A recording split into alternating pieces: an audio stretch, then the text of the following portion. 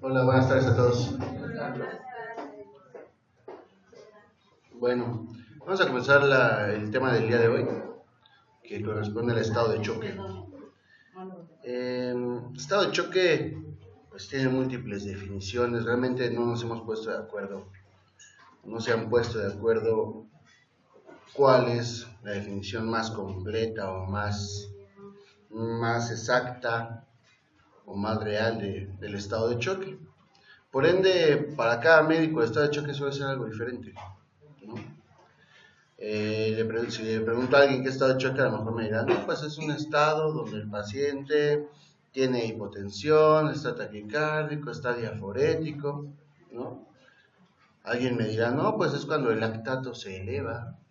Y entonces va a haber muchas definiciones, pero bueno, vamos a tratar de englobar y hacer y generar una autocrítica y nosotros determinar para nosotros qué es estado de choque, ¿no? Yo les voy a tratar de proporcionar esas herramientas para poder llegar a esa terminología. Estado de choque se ha escrito desde hace mucho tiempo y había alguien que decía, ¿no? Es una desarticulación brusca de la maquinaria de la vida, ¿no? Y la maquinaria de la vida nos referimos al metabolismo, a la producción de energía a través de oxígeno, glucosa, para que las células puedan funcionar de forma normal, ¿no? En cuanto se desarticula esta cadena o este engranaje o esta maquinaria, pues empieza a haber lesión celular, muerte celular y al final de cuentas disfunción orgánica y fallecimiento del paciente. Y otros decían, es un alto momentáneo en el acto de morir, ¿no? Entonces, queda claro que es un estado grave y es un estado donde si no actuamos, el paciente va a morir. Si nosotros no lo apoyamos, el paciente va a morir, ¿no? Están esas etapas donde ya se desarticuló esta maquinaria y si no actuamos, no lo apoyamos, no interferimos con una adecuada terapéutica, el paciente va a morir. Incluso habrá ocasiones donde el estado de choque ya haya estado tanto tiempo prolongado y aunque llegue vivo el paciente, va a llegar a un estado de choque donde a pesar de todos nuestros esfuerzos, ese estado de choque sea irreversible, ¿sale?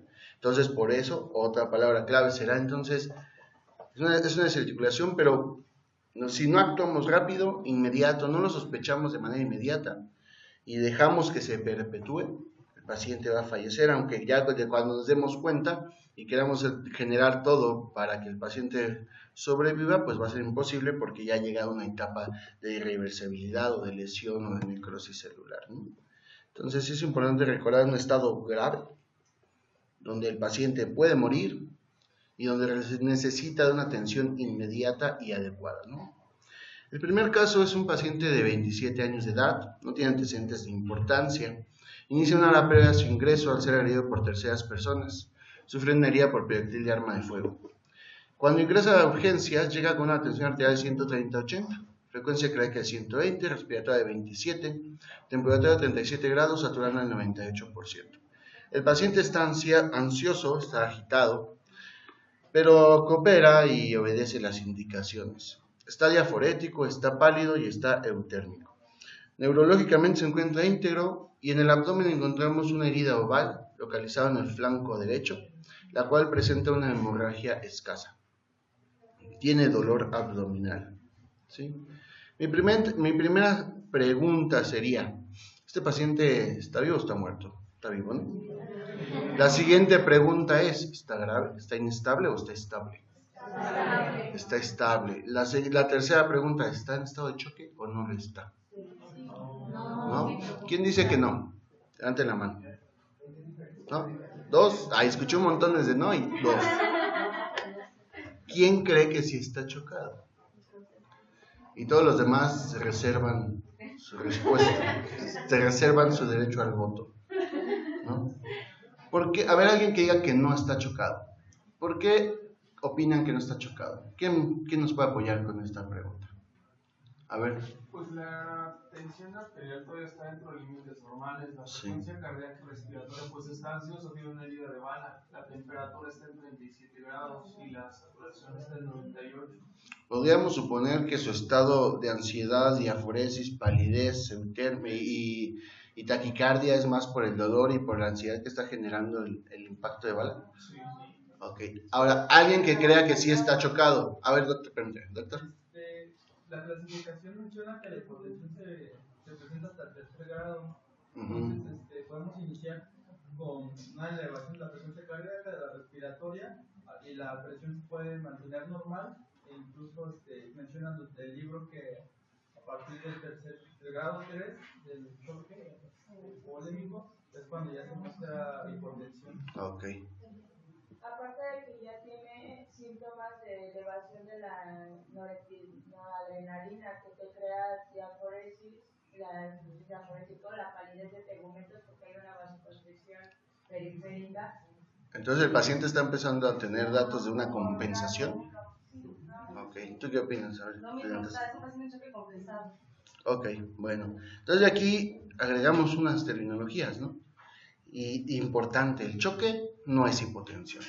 ¿Ok? Cuando está hipotenso es un choque descompensado. ¿Ok? El estado de, precisamente ese es uno de los problemas, ¿no? Que muchos de los médicos consideramos que si el paciente no está hipotenso, no está chocado. Y por ende no actuamos de manera efectiva, rápida y agresiva, ¿no?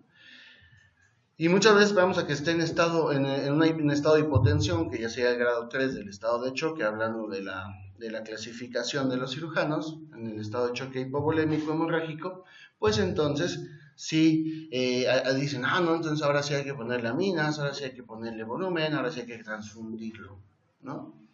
Pero otro término que hay que comentar, otro término que hay que comentar, que hay que rescatar, ¿no? El paciente, antes de caer a ese estado de hipotensión, va a tener respuestas compensatorias.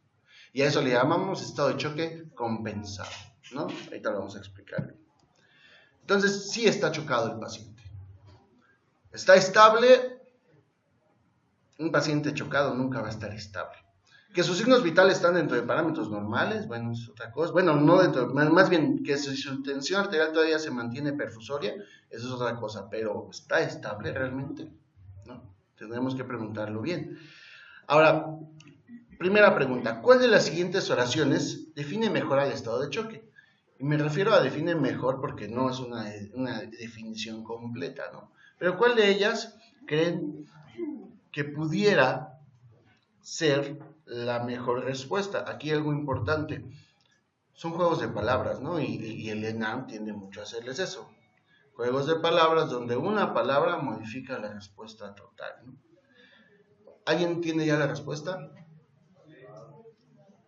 C, A, E, la D. ¿Alguien piensa que la B? ¿Nos falta esa? ¿No? La C.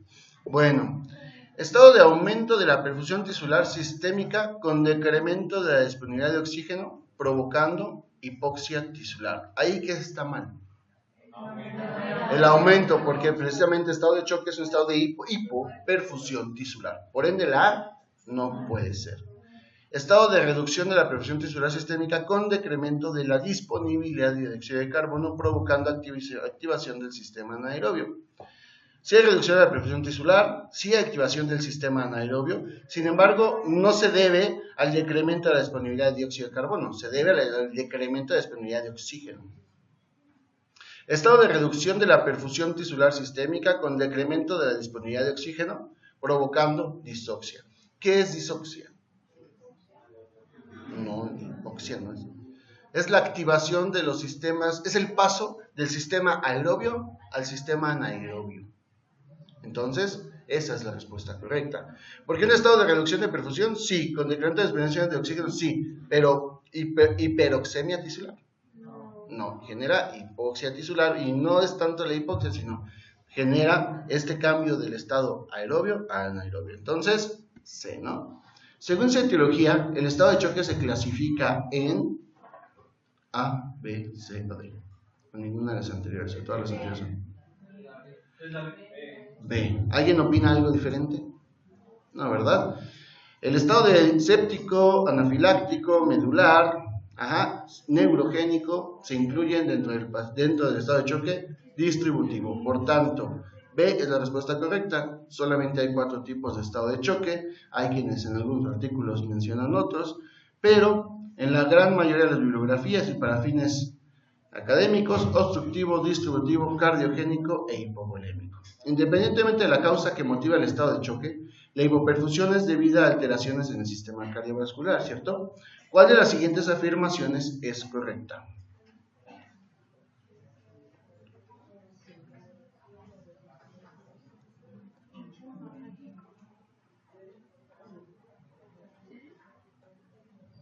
A ver, en el choque de origen cardíaco, el gasto cardíaco está reducido el gasto cardíaco. Si el estado de choque hay hipoperfusiones porque cayó el gasto cardíaco, ¿no? Y las resistencias musculares se hayan incrementadas, pues puede ser, ¿no? Puede ser un estado de compensación, ¿no? En el choque de origen séptico, el gasto cardíaco y las resistencias vasculares se hayan incrementadas, ¿eso es cierto? No. Sí se encuentran disminuidas entre el gasto cardíaco, pero aquí el fundamento fisiopatológico es la pérdida de las resistencias vasculares por producción de sustancias inflamatorias, proinflamatorias que generan vasodilatación, generando así la caída de las resistencias vasculares. Por eso esa está mal, ¿no? En el choque hemorrágico el gasto cardíaco está elevado, ya dijimos. El gasto cardíaco depende de la frecuencia cardíaca ¿y de qué? Y del volumen sistólico, ¿no? ¿Y de qué depende el volumen sistólico? De la precarga. Y si tengo hipovolemia no hay precarga, por ende cae el gasto cardíaco. Está mal, ¿no? En el choque causado por sepsis el gasto cardíaco está reducido y las resistencias vasculares se hallan incrementadas. Es prácticamente lo mismo que B, ¿no? Por ende, ¿cuál es la respuesta correcta? A. Bueno, entonces vamos a tratar de definir estado de choque. Estado de choque, insisto, cada libro que lean va a ser diferente, ¿no? Cada libro va a definir como quiere el estado de choque. Incluso hay libros que hablan de estado de choque y no te dan una definición como tal, ¿no? El autor empieza a hablar y hablar y hablar, pero nunca te da una definición específica, ¿no? En algunos de los libros. Entonces, podríamos decir a grandes términos que es una insuficiencia generalizada del sistema circulatorio. Este es incapaz de mantener las cantidades necesarias de oxígeno y nutrientes, hablando de glucosa principalmente, para mantener el sistema aerobio activo, ¿no? Es decir, aquí hay un desequilibrio entre el aporte y la demanda de oxígeno y nutrientes, generando una desviación del metabolismo aerobio al anaerobio. Y esa desviación del metabolismo aerobio al anaerobio se llama disoxia. Esta insuficiencia circulatoria produce una disfunción celular, ¿sí? Y finalmente orgánica, que se torna irreversible si no se corrige a tiempo. Tal vez oigan palabras muy rebuscadas, pero esto es estado de choque, o sea, es una insuficiencia circulatoria, es decir, es un desequilibrio entre el aporte y la demanda de oxígeno y nutrientes que genera que el metabolismo se convierta de un metabolismo aerobio a un anaerobio. A grandes rasgos podemos decir que es un estado de hipoperfusión tisular generalizada, ¿no? O sistémica. Y es un estado, es un síndrome, ¿no?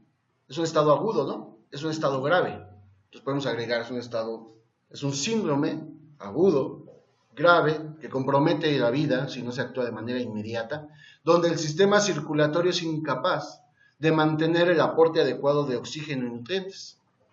Por ende, el organismo tiene que actuar y generar energía a través de otros sistemas, en este caso, ante la activación del sistema anaerobio, ¿no? ¿Qué es hipoperfusión tisular? Es precisamente eso, ¿no? No hay llegada de oxígeno a la célula, por ende no se pueden activar todas las vías metabólicas para la producción normal de ATP y por ende se tiene que activar otra vía que va a generar al final de cuentas poco ATP, lactato, que al final de cuentas se convierte en, que es un ácido y genera acidosis y empieza a colapsar. Aquí se van a activar sistemas de defensa o sistemas de compensación, sistema cardiovascular, neuroendocrino, renal, digestivo, etcétera, ¿no? Todo esto para mantener el gasto cardíaco y tratar de perfundir a los órganos diana o los órganos de choque. Sin embargo, estos mecanismos de manera inicial mejoran al paciente, lo mantienen normotenso o incluso hipertenso en las primeras etapas. Sin embargo, si estos mecanismos se autoperpetúan, van a empezar a ser deleterios. Esos mecanismos que de manera inicial fueron positivos, ahora van a ser parte del problema, ¿sí? ¿Alguna otra definición con palabras más rebuscadas? Estado fisiopatológico agudo y complejo de disfunción circulatoria, originado por un fracaso del organismo para aportar cantidades suficientes de oxígeno y otros nutrientes con que satisfacer las necesidades de los lechos hísticos y eliminar los productos de su catabolismo. Es exactamente lo mismo, ¿no?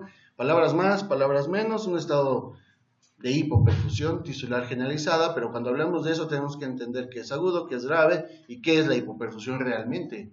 O sea, adentrarnos al mecanismo fisiopatológico de la hipoperfusión tisular. El organismo vive gracias al metabolismo aerobio, ¿no? El metabolismo aerobio describe el uso del oxígeno, ¿sí?, siendo el proceso principal el proceso de la combustión en el organismo, generando ATP, agua y dióxido de carbono, ¿no? Y entonces oxígeno más glucosa igual a ATP, agua y CO2, ¿no? ¿Cuántos ATPs de glucosa? Pues porque por cada molécula de glucosa más o menos 36 ATPs, ¿no? Y entonces este es el mecanismo que deben recordar, ¿no? La glucosa, ¿no? Aquí cuál es este, o cómo le llamamos a este paso, NX. De glucosa, ácido pirúvico, ácido acetilcoenzima A, y esta acetilcoenzima A entra a un ciclo, ¿no?, que se llama ciclo de Krebs. El ciclo de Krebs genera, ¿qué genera al final? ¿Genera tantos ATPs? No, genera hidrogeniones. Lo que queremos es que estos hidrogeniones, sean capaces de entrar a la cadena respiratoria, y la cadena respiratoria se genera en la mitocondria, en la membrana interna de la mitocondria. Y esto genera una cadena de paso de electrones, que es finalmente hidrogeniones, y cada vez que esta cadena o este eslabón de hidrogenión se va pasando por la cadena, va generando energía, ¿no? La gran cantidad de ATP se produce aquí, a nivel de la cadena respiratoria. Pero para que el último receptor se logre reducir y generar ATP, necesitamos oxígeno. Si no hay oxígeno, ya no hay quien reciba los hidrogeniones y los convierta en agua, entonces la cadena respiratoria se bloquea porque ya no hay una afluencia de estos electrones, se te bloquea el ciclo de Krebs y se empieza a acumular acetilcoenzima A y ácido pirúvico. Y entonces el organismo tendrá que echar mano de otro metabolismo para generar energía, ¿no? ¿Cómo es que llega todo el oxígeno para poder generar ATP en la célula, ¿no? Alguno dirá, este cuate, sus células, mitocondrias. Había un maestro que me decía, nosotros no reanimamos pacientes, reanimamos mitocondrias, ¿no? Y decía, no, pero sí es cierto, nosotros reanimamos mitocondrias, porque si la mitocondria se nos calcifica, se acabó la vida de la célula, por ende la vida del paciente. Ahorita vamos a ver. Descripción de los componentes necesarios para la oxigenación de las células del organismo. ¿Qué necesitamos? Uno, pues que haya una carga de oxígeno en los eritrocitos en el pulmón, ¿cierto? Por ende, necesita que nuestro paciente respire, ¿no? Necesitamos que el pulmón esté íntegro, que tenga una adecuada hematosis, ¿no? Entonces, necesito que los eritrocitos se carguen de oxígeno que viene del aire externo en los alvéolos, ¿no? Entonces, necesito un eritrocito cargado de oxígeno. Necesito poder transportar este eritrocito cargado de oxígeno a través de todo el organismo, es decir, necesito un sistema circulatorio íntegro. Y finalmente, cuando llega el eritrocito a donde debe ser liberado este oxígeno, también necesito que el eritrocito sea capaz de liberar ese oxígeno, ¿cierto? Porque si el eritrocito no es capaz de liberar el oxígeno, como en una intoxicación por gas, ¿no?, ahí también hay estado de choque. Aunque tengas hipoperfusión, aunque tengas una adecuada oxigenación, se transporte bien, pero si el eritrocito no es capaz de liberar el oxígeno porque algo más está evitando que se libere, pues tampoco va a haber perfusión, ¿cierto? Entonces necesitamos esos tres mecanismos. Ahora, hablando del transporte de este eritrocito, de este oxígeno, que finalmente es lo que nos interesa, ¿sí? Pues a través de todo el organismo necesitamos un sistema circulatorio íntegro, ¿no? Y esta perfusión tisular o esta distribución de oxígeno por el organismo depende de la presión arterial media y depende de la perfusión tisular. La perfusión de un órgano depende de la presión de perfusión y esta está determinada por dos variables. Uno, el gasto cardíaco, y dos, las resistencias vasculares periféricas. ¿Vale? Entonces, el gasto cardíaco ¿de qué depende? De la frecuencia cardíaca. Y también depende del volumen sistólico, lo que les decía hace rato. Pero el volumen sistólico, ¿de qué depende a su vez? De la precarga, es decir, de qué tanto volumen de sangre viene de la vena cava al corazón. Por ende, depende de volumen. Depende de la poscarga, entonces depende también de las resistencias vasculares, ¿no? O de las resistencias de las válvulas. Y depende de la fuerza de contracción del corazón, ¿cierto? Una cosa es la frecuencia cardíaca y otra cosa es la fuerza con la que se puede contraer el corazón. Por ende, si por algún motivo generas una taquicardia arriba de 150 latidos por minuto, por ejemplo, una taquicardia ventricular con pulso a 300 latidos por minuto, con esa frecuencia cardíaca, ¿podrá haber una adecuada precarga del corazón? ¿Podrá haber una adecuada poscarga? No, aunque el músculo sea contráctil y sea funcional, eso va a generar un estado de hipoperfusión, ¿no? Puede estar una taquicardia ventricular inestabiliza a un paciente, y cuando hablo que inestabilizó es porque está chocado, ¿no? Una bradicardia por un bloqueo AB de tercer grado puede generar estado de choque. Claro, la bradicardia, ¿por qué? Porque el gasto cardíaco depende de la frecuencia cardíaca. Si yo me deshidrato a tal nivel que mi volumen circulante disminuya lo suficiente para disminuir la precarga, también va a generar caída del gasto cardíaco. ¿Por qué? Pues porque no regresa la cantidad de sangre suficiente al corazón. Si mi paciente sufre un infarto agudo al miocardio, pierde la fuerza de la contracción de ese músculo, ¿se va a chocar? Se va a chocar. Si mi paciente tiene una valvulopatía severa, una insuficiencia aórtica grave, ¿se puede chocar? La poscarga, ¿no? Entonces es aquí cuando decimos estado de choque cardíaco, hipovolémico, distributivo, etcétera, ¿no? Y también entonces, además de que dependemos de este gasto cardíaco, también depende de la resistencia vascular sistémica. Y la resistencia vascular sistémica dependerá de la longitud de los vasos, de la viscosidad de la sangre, pero mucho más importante, del radio o del diámetro de los vasos, ¿no?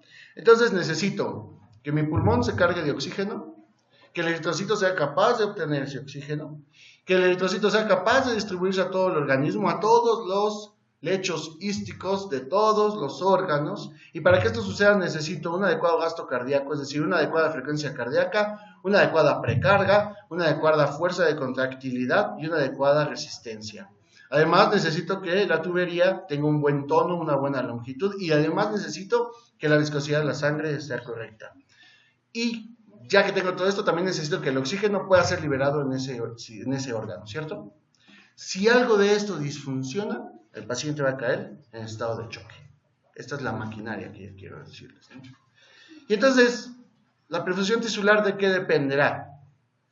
De la TA media y la distribución del flujo sanguíneo. ¿La TA de qué depende? Del gasto cardíaco y las resistencias vasculares. Y ya les decía, ¿no? Volumen sistólico, frecuencia cardíaca, precarga, poscarga, contractilidad. Las resistencias vasculares, ¿de qué dependen? Del tono del músculo liso arteriolar, ¿no? De la regulación metabólica, de los nervios simpáticos, de la integridad del endotelio, porque el endotelio es quien produce sustancias vasoconstrictoras y vasodilatadoras, depende de una integridad de los vasoreceptores, ¿no? Y la distribución de flujo depende de los factores humorales como renina, vasopresina, prostaglandinas y la microcirculación.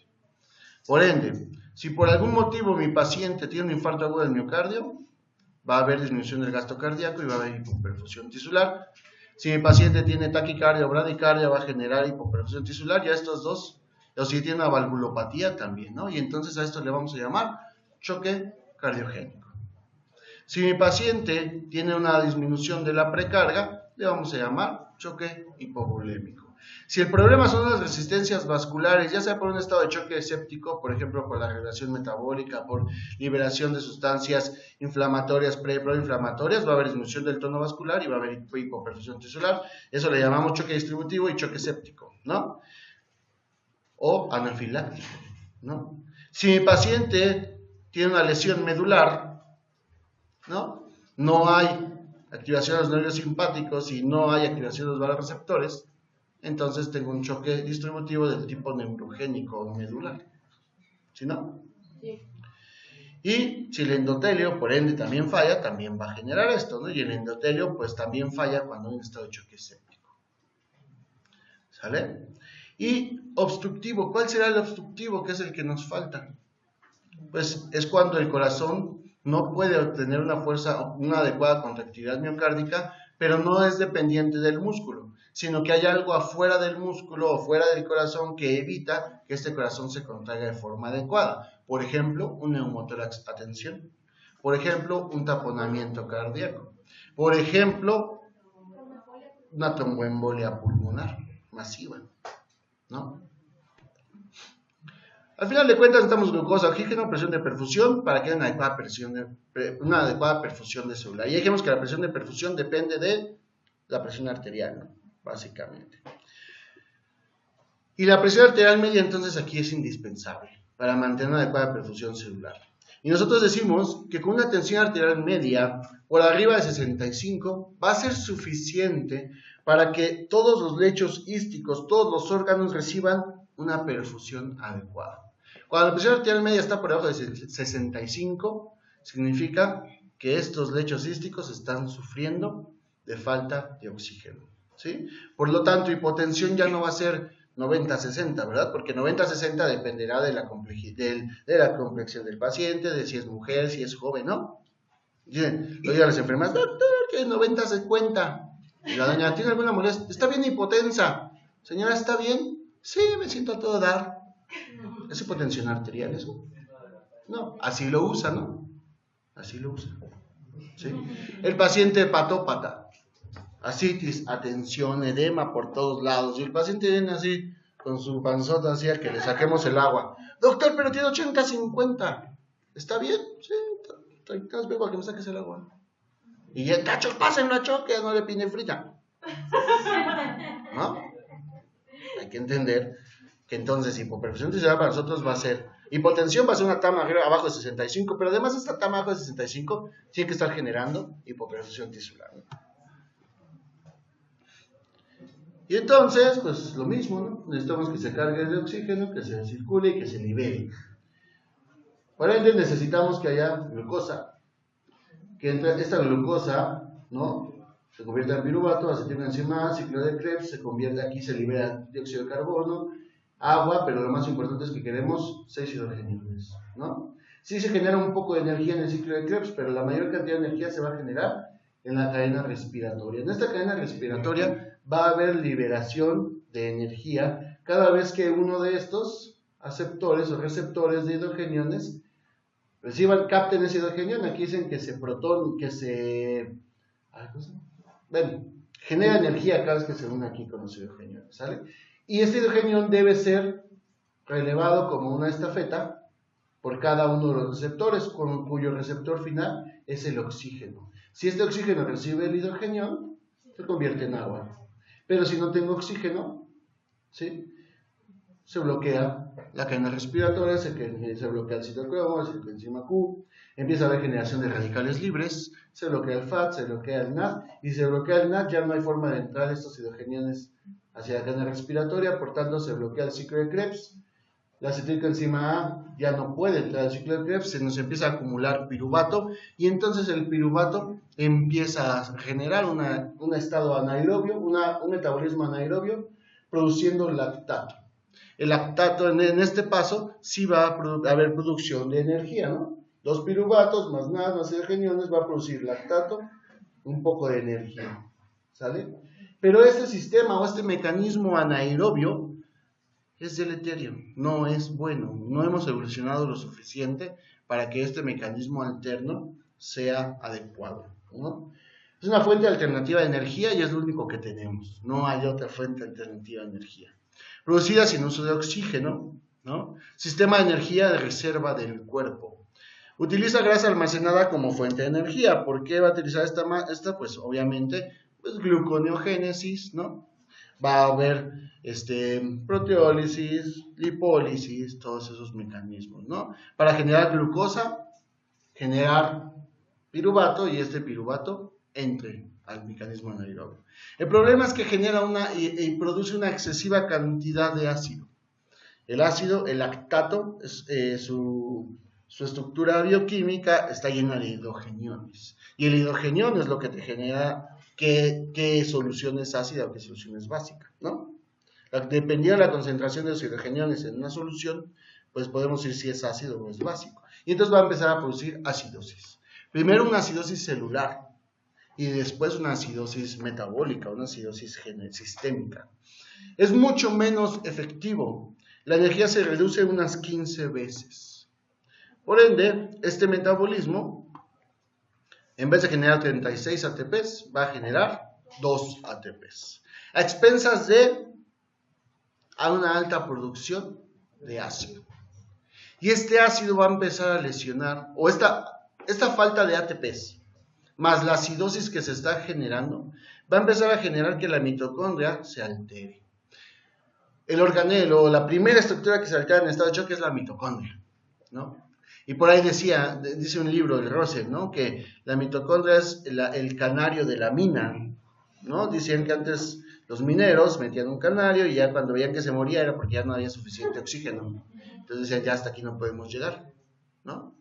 Entonces, obviamente, la mitocondria es ese canario, ¿sí? Es el que se va a empezar a lesionar. En la fase inicial de hipoxia, la hipoxia causa interrupción de la transferencia de electrones, lo que ya decíamos es la transferencia de electrones en la cadena respiratoria, estancando el ciclo de Krebs. Ante la cantidad inapropiada de oxígeno se produce lactato, este lactato difunde por la membrana celular, genera acidosis y se empieza a lesionar la mitocondria, ¿no? Y entonces hipoxia más hipoperfusión es igual a isquemia, ¿no? Y la isquemia no es otra cosa más que la reducción de la energía, es decir, la reducción del ATP. Los diferentes órganos toleran isquemia a diferentes tiempos o con diferentes respuestas. Por ejemplo, dale hipoxia al cerebro y en 5 minutos se muere, ¿no? Tan simple como que te pongo un tapón en la vía aérea y en 2-3 minutos estás muerto, ¿no? Y ese cerebro también se va a morir. Ahora, tan simple, un infarto cerebral. Tengo 3.5 horas para reperfundir un infarto cerebral, ¿no? O un EBC. Si ya no lo reperfundo en ese tiempo, ya no hay necesidad, porque entonces la lesión se ha establecido, ¿cierto? Entonces, ¿quién tolera menos isquemia? El cerebro. Comparado con el infarto agudo al miocardio, que yo tengo 24 horas incluso como máximo para reperfundir un infarto agudo al miocardio, ¿no? ¿Por qué? Porque el corazón tolera más isquemia que el cerebro. Aún así, el cerebro, el corazón y los pulmones no toleran mucha isquemia. Comparado con otros órganos como el músculo, el hueso y la piel, que van a tolerar una gran cantidad de horas de isquemia, ¿no? Pónganse una liga en un dedo, ¿no? ¿Y en cuánto tiempo se te va a morir ese dedo? Va a empezar días, ¿no? Digo, riñones, hígado, tracto digestivo, 45 a 90 minutos. Entonces, ¿cuáles serán los órganos de choque? Pues el corazón, cerebro y pulmones. El organismo está en una necesidad de mandarle gasto cardíaco u oxígeno y nutrientes a esos órganos. El músculo, el hueso y la piel, X, ¿no? Ellos aguantan, ¿no? ¿A quién le damos de comer primero? Al adscrito, ¿no? Y al último, al R1. El R1 aguanta. El adscrito ya no, ¿no? Y entonces esto es la muerte celular, ¿no? La muerte celular se divide en 7 fases, o en 7 etapas, y son las 7 etapas de Trump, no la del presidente, otro Trump, ¿no? Y así se llaman, fases de muerte celular de Trump. Se dividen en 7 fases. 1, 2 y 3 son fases todavía reversibles, es decir, cayó la energía, el oxígeno se bloquea, ya no hay oxígeno, se bloquea mi cadena respiratoria, ciclo anaerobio, acidosis, 2 ATPs. Mi célula necesita seguir trabajando. Ante la caída de las ATPs y ante la caída de la producción de lactato, va a empezar a haber acidosis intracelular. Y va a empezar a disfuncionar los organelos. Cuando hay acidosis intracelular, va a empezar a haber un apelotonamiento reversible de la cromatina nuclear. En la fase 2, ¿sí? va a empezar a haber disfunción de la bomba sodio-potasio ATPasa. ¿Por qué va a haber disfunción? Porque su nombre lo dice, es dependiente de ATP. Y si cae mi ATP, ya no puedo meter sacar al sodio y meter al potasio. Por ende, el sodio se empieza a acumular dentro de la célula. Y entonces, además de haber acidosis intracelular, va a empezar a haber edema intracelular, porque el sodio jala agua.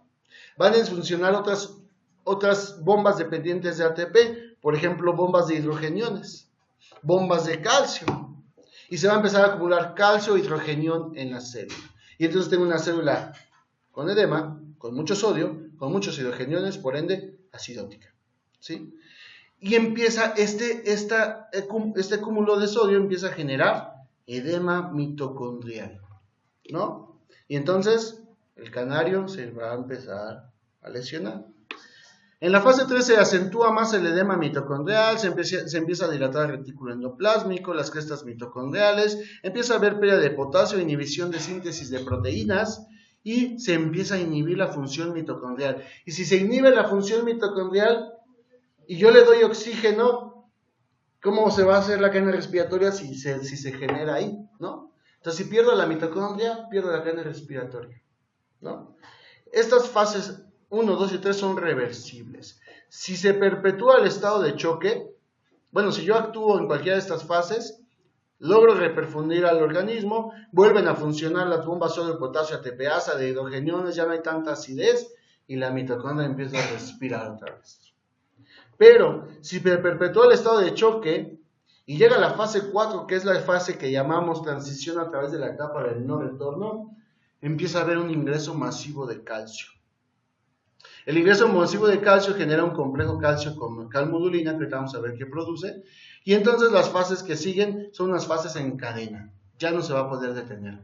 En esta fase son fases irreversibles, no importa lo que hagas, la célula ya no va a detener su muerte. ¿Por qué? Porque el calcio activa la apoptosis, ¿no? Y entonces hay edema mitocondrial masivo, aumento de la permeabilidad de membrana interna, se calcifica la mitocondria y una mitocondria calcificada es una mitocondria muerta. Ya no hay forma de producir cadena respiratoria. Aunque tú le pongas oxígeno a todo lo que da, le puedas reperfundir su célula, ya no va a ser posible porque la mitocondria está calcificada. Va a haber digestión acelerada de organelles, cariolisis, alteraciones del nucleócido y finalmente se va a disgregar la célula y se va a morir la célula. Y si se mueren las células de todo un órgano, pues se va a morir el órgano. Va a empezar a haber una disfunción orgánica múltiple. Bueno, primero se va a empezar a lesionar, va a disfuncionar. Y hay momentos donde no importa todo lo que le hagas, el paciente únicamente va evolucionando a la muerte, ¿no? Es que el paciente ya está con aminas al tope, es que el paciente sigue con lesión renal aguda y no orina, lleva 24 horas sin orinar, ya lo hemodializamos, pero no mejora la creatinina, el paciente persiste con acidosis metabólica, persiste con hiperlactatemia, el paciente persiste, empieza a haber lesión hepática, el paciente tiene coagulopatía intravascular diseminada, el paciente tiene, se están gastando sus plaquetas, el paciente tiene anemia, el paciente, ¿sí? Ya, es una fase irreversible del estado de choque. Por eso nosotros tenemos que evitar, por eso mi maestro decía, yo estoy reanimando mitocondrias, ¿no? Soy exagerado, pero si conocemos la fisiopatología del estado de choque, es realmente lo que queremos hacer, ¿no? Que la mitocondria no se me calcifique, que mi mitocondria no tenga edema celular. ¿Y cómo lo voy a lograr? Manteniendo los niveles adecuados de ATP. ¿Y cómo lo voy a lograr? Mantener una adecuada perfusión de oxígeno. ¿Y cómo voy a adecuar una adecuada perfusión de oxígeno? Que mi pulmón esté sano, que tenga una buena cantidad de eritrocitos, que tenga un buen sistema circulatorio, que tenga un buen gasto cardíaco. ¿Y cómo lograr que tenga un buen gasto cardíaco? Que tenga una buena frecuencia cardíaca, que tenga un buen volumen sistólico, que tenga una fuerza de contractilidad adecuada, que tenga una adecuada resistencia vascular periférica. ¿Sí o no? Entonces lo que necesito hacer. Y entonces, cae el gasto cardíaco, cae el retorno venoso, disminuye la capacidad de la bomba. Independientemente de la etiología, va a haber hipoperfusión tisular. Aquí se van a activar sistemas de mecanismos de compensación. Y estos mecanismos de compensación es cuando hablamos de la fase compensada del estado de choque. Si empieza a haber disminución del ATP, si ya se activó mi sistema anaerobio, si mi mitocondria está empezando a fallar, pero keep the calm, ¿no? ¿Cómo dicen las playeras? ¿No? Aquí estamos los sistemas de compensación todavía. ¿no? Y entonces sistema neuroendocrino, cardiovascular, renal, pulmonar van a lograr que de manera momentánea se mantenga el estado de choque. Pero si no llega alguien y lo ayuda, no ayuda a alguien a este organismo, el organismo, estos mecanismos que fueron compensatorios se van a volver parte del problema. Y entonces va a empezar a caer, va a llegar a la fase descompensada, el estado de choque. Va a empezar a haber lesión de los órganos, ¿no? ¿Por qué? Pues porque ya no hay una adecuada oxigenación, hay hipoxia celular, empieza a haber acidosis láctica, falla la bomba de potasio TPase, edema celular, ruptura lisosomal, falla orgánica múltiple, fase irreversible y muerte, ¿no? Y entonces, ¿cuál es la respuesta compensatoria? Bueno, el organismo dice, ¿qué hago, no? Ya cayó mi gasto cardíaco, tengo algo que hacer. Y entonces ya les dije que tengo sistemas neuroendocrinos, cardiogénico, bueno, cardíaco, pulmonar, y dentro del cardiovascular incluimos a las resistencias, el riñón se va a activar, ¿no? Y entonces el organismo va a hacer tres cosas básicamente. Va a redistribuir el flujo, es decir, le va a quitar sangre a los órganos que toleran y que aguantan vara, y se los va a mandar a los que no, ¿no? Al adscrito, al estado de choque, al cerebro, al corazón, ¿no? Alteraciones de los componentes de transporte de oxígeno, ¿sí? Entonces, va a empezar a ver eso. Y va a haber una reconstitución de volumen plasmático. Eso es lo que quiere hacer el organismo, ¿no? Y entonces, se va a activar el sistema nervioso central. Y el sistema nervioso central se va a activar gracias a los quimio y vasoreceptores. Va a incrementar la actividad simpática, generando redistribución de flujo, generando vasoconstricción, generando taquicardia. Se van a estimular la formación de hormonas como la antidiurética o también llamada vasopresina, absorbiendo agua y distribuyendo el flujo. Va a liberar los corticoides. Si se liberan los corticoides, va a empezar a haber liberación de glucosa en las células, ¿no? También tienen algo que ver con el tono vascular.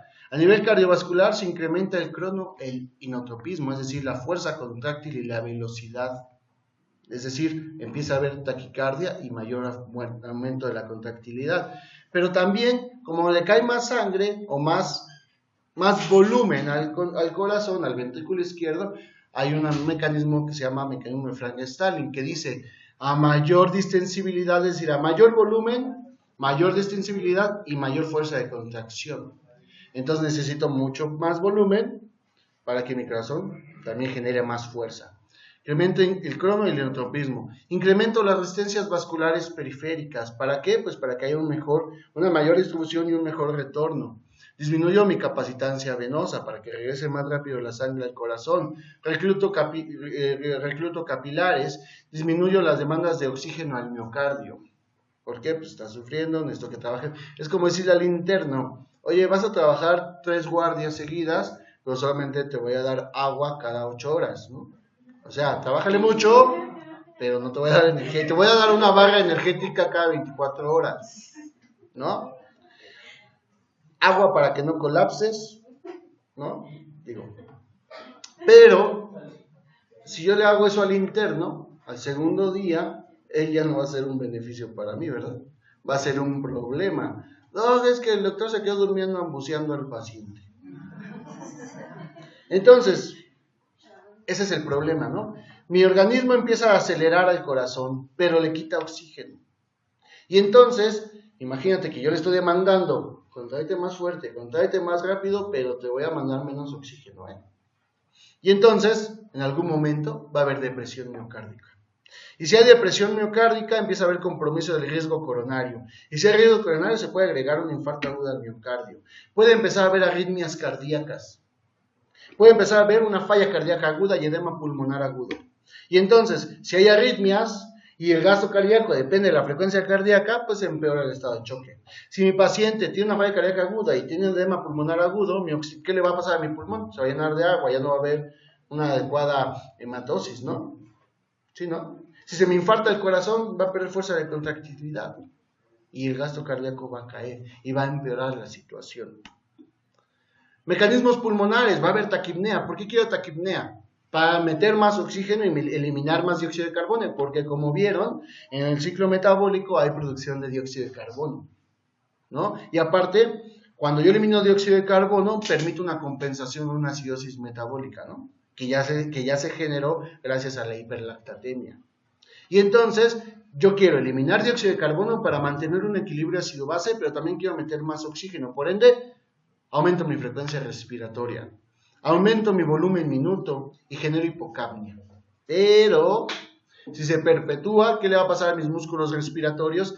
Que como ya les dije, ante la redistribución de flujo, uno de los más afectados, aparte de la piel, son los músculos, ¿no?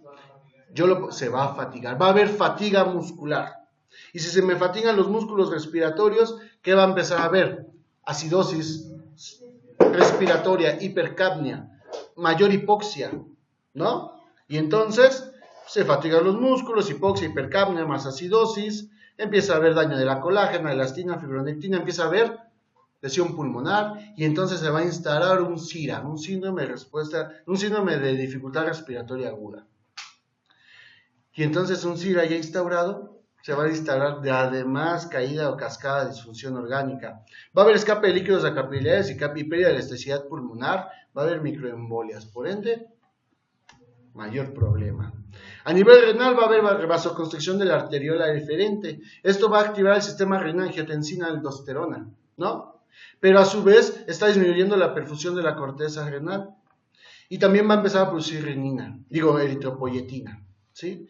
Pero si esto se perpetúa, va a empezar a haber necrosis tubular aguda, mayor acidosis, va a empezar a haber falla renal aguda, incremento de creatinina, urea, ácidos que van a generar mayor acidosis, se va a disminuir la producción de bicarbonato, se va a disminuir la reabsorción de bicarbonato y entonces más acidosis. Ante un miocardio vulnerable, un miocardio que está trabajando a poco, imagínense acidosis más hipoxia, más un corazón vulnerable, más unos músculos fatigados, ¿no? Sistema renina-angiotensina-aldosterona, ¿no? Acuérdense, se libera aldosterona, ¿no? Que nos ayuda a reabsorber sodio y cloro. Y por ahí tenemos también a la hormona antidiurética o a la vasopresina activas. ¿Qué van a hacer estas? Evitar que se salga el agua, retener sodio y agua y aumentar el volumen circulatorio. Pero al organismo no nada más le interesa aumentar el volumen circulatorio, también le interesa aumentar la cantidad de eritrocitos para mantener una adecuada distribución de oxígeno, ¿no? Se va a activar la renina al angiotensinógeno, angiotensina 2, y posteriormente la angiotensina 2 que se transforma en el pulmón, que es un fuerte vasoconstrictor. Además de la estimulación alfa-adrenérgica que generó el sistema neuroendocrino y se generó el sistema cardiovascular, tengo a la angiotensina, es decir, a mi endotelio, además va a haber endotelina, va a haber angiotensina y mi endotelio va a generar vasoconstricción, generando aumento de resistencias vasculares, ¿sale? Va a haber sed, va a haber hambre. A nivel hepático se disminuye el flujo venoso portal, aumenta el flujo de arteria hepática, pero incrementa la glucogenólisis, gluconeogénesis, pero posteriormente se van a agotar estas reservas, va a empezar a haber lesión hepática por hipoperfusión hacia el tejido hepático y entonces se va a agregar una falla hepática aguda. A nivel intestinal, el intestino no le sirve al organismo en estado de choque y entonces le quita todo lo que puede, todo el flujo que puede, es decir, se genera un secuestro esplácnico, ¿sí? Genera una vasoconstricción selectiva de las arterias mesentéricas gracias a la vasopresina y la renina-angiotensina-aldosterona. Va a haber disminución del flujo esplácnico y si se perpetúa mucho tiempo esta disminución, ¿qué creen que va a pasar? Pérdida de la barrera intestinal.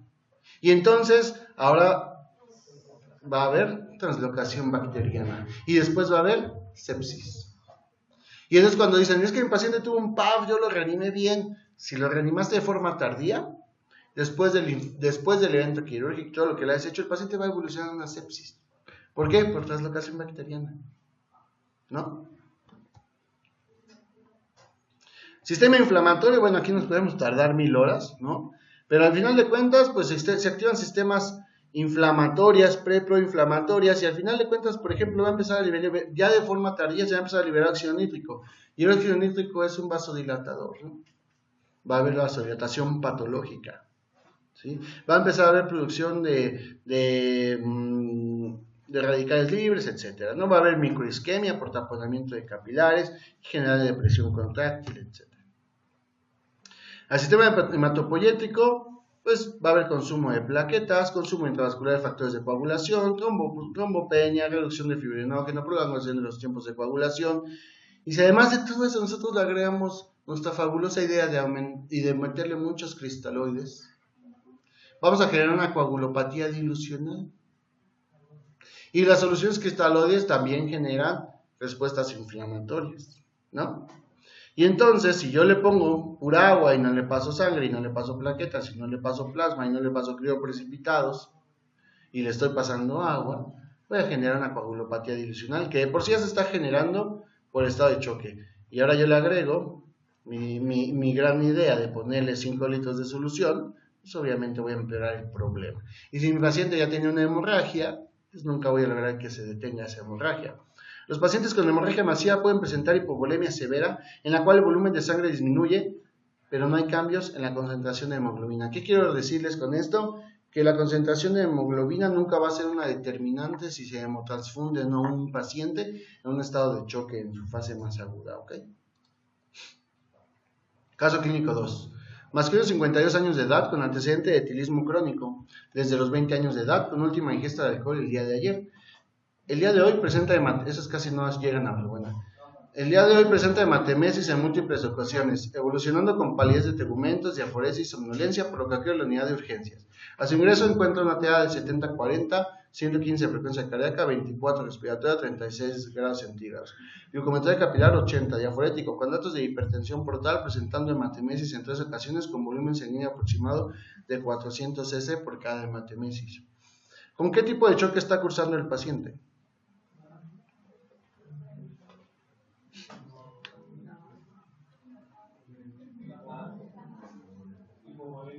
Hipovolémico, sí, entonces ya eliminamos distributivo y distributivo y séptico, pues, son lo mismo, lo eliminamos, ¿no?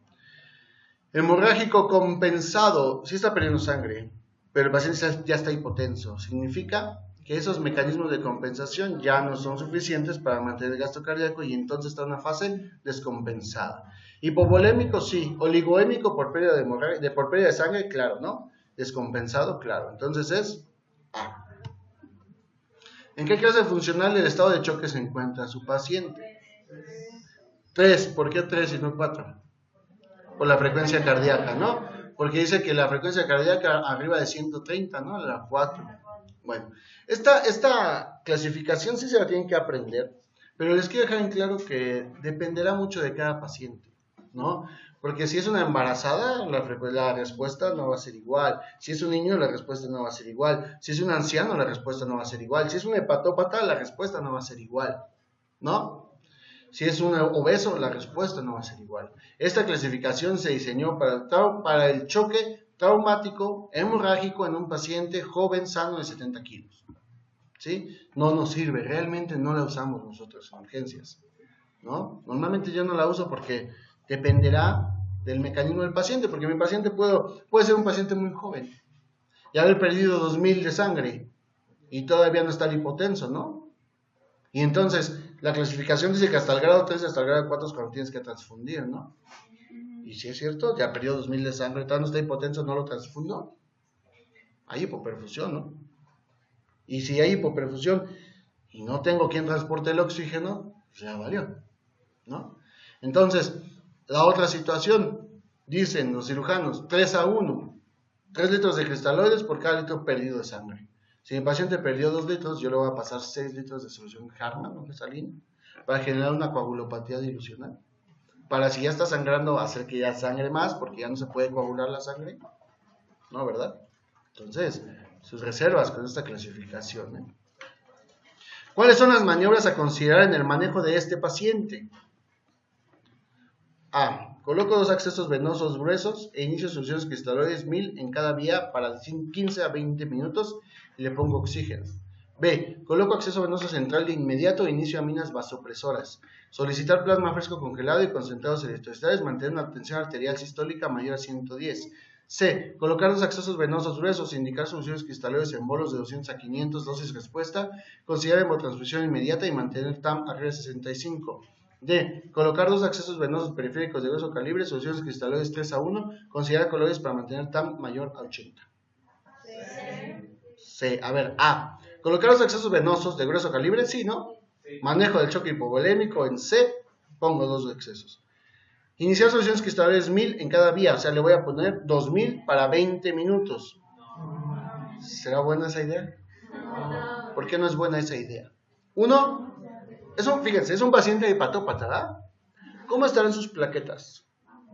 ¿Cómo estarán sus tiempos de coagulación? ¿Cómo estará su albúmina?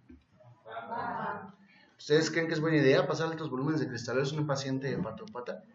Además de esto, si de por sí ya no va a coagular su sangre, pues ahora menos, ¿no? Y la otra, está sangrando, ¿no? ¿Qué le pasó? ¿De dónde está sangrando? Seguramente de varias esofágicas, ¿no? Y si por ahí ya se genera un coagulito, y tú le avientas 1000 y 1000, y dices, bien, 110 de TA, ¡pum!, reventas el coágulo. Y el sangradero viene, ¿no? Y entonces hay un término que se llama hipotensión permisiva, ¿sí? Y la hipotensión permisiva dice, no te preocupes, con que esté arriba de 65 tu tensión arterial media es suficiente, ¿eh? No le incrementes más la presión, evita que sangre. Colocar un acceso venoso, sí, ¿verdad? ¿Central? ¿Es prioritario? ¿De qué depende la velocidad de infusión en un catéter? Pues del grueso y del largo. ¿Y un catéter largo, un catéter central nos sirve? ¿Cómo es un catéter central? Largo y delgado. ¿Nos sirve? No.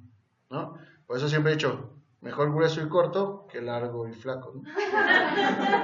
Hablando de catéteres, ¿eh? ¿Sale? Inicio aminas vasopresoras. ¿Es una prioridad en este momento iniciar estas aminas vasopresoras? No, primero es poner cristaloides, tal vez, un poco de colores, pero es mucho más importante sangre, ¿no? Plasma, plaquetas. ¿Solicitar un plasma frágiles congelados? Sí. ¿Concentrados y deteriorados? Sí. ¿Pero mantener una tensión arterial mayor a 110? No. Eso puede ser deleterio y generar mayor hemorragia. ¿Coloco los accesos venosos gruesos? Claro. ¿Indico soluciones cristaloides en bolas de 200 a 500? Sí. Dosis respuesta. Si con 200 o 500 fue suficiente para subir su tensión arterial media arriba de 65, ya no le pases más cristaloides, ya no le pases más bolos. Mejor pásale sangre, pásale plasma. Considera una hemotransfusión inmediata, claro. Incluso una hemotransfusión en protocolo masivo, ¿no? Mantengan una TAM arriba de 65, sí. Entonces es esa, ¿no? Coloco los accesos, solución cristaloide 3 a 1, ya dije que las soluciones cristaloides ya son deleterias. Mucho cristaloide en estado de choque hipovolémico es mala idea. 28 años de edad, sufre asalto con arma punzocortante 30 minutos previos a su arribo. Es trasladado por personal paramédico. A su ingreso te da 165, frecuencia cardíaca 110, respiratoria 28, temperatura 36, saturado 87%. Se encuentra pálido, agitado, diaforético, con lesión de cara anterior en tórax, línea paraesternal izquierda y cuarto espacio intercostal. ¿En qué grado de choque hipovolémico se encuentra? No puede ser 3 porque todavía no está hipotenso, ¿verdad? Puede ser 1 o 2. Pero si ya tiene taquicardia, es 2. Porque en el 1 no hay taquicardia, según esa clasificación. Que a mí no me gusta, pues. Pero...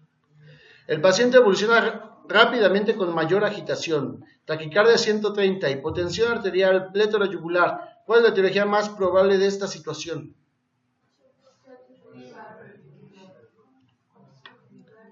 ¿Cuál? ¿Distributivo? O sea, ¿habrán pedido sus resistencias vasculares por algún motivo? ¿Choque séptico? El choque séptico no es estado tan rápido. ¿Cardiogénico? Un choque obstructivo. Probablemente que aunque evolucionó, hay de dos sopas. Un tamponade o un neumotórax a tensión. ¿No? Con base a su sospecha clínica, ¿cuál es la conducta a seguir? Inicio de norepinefrina.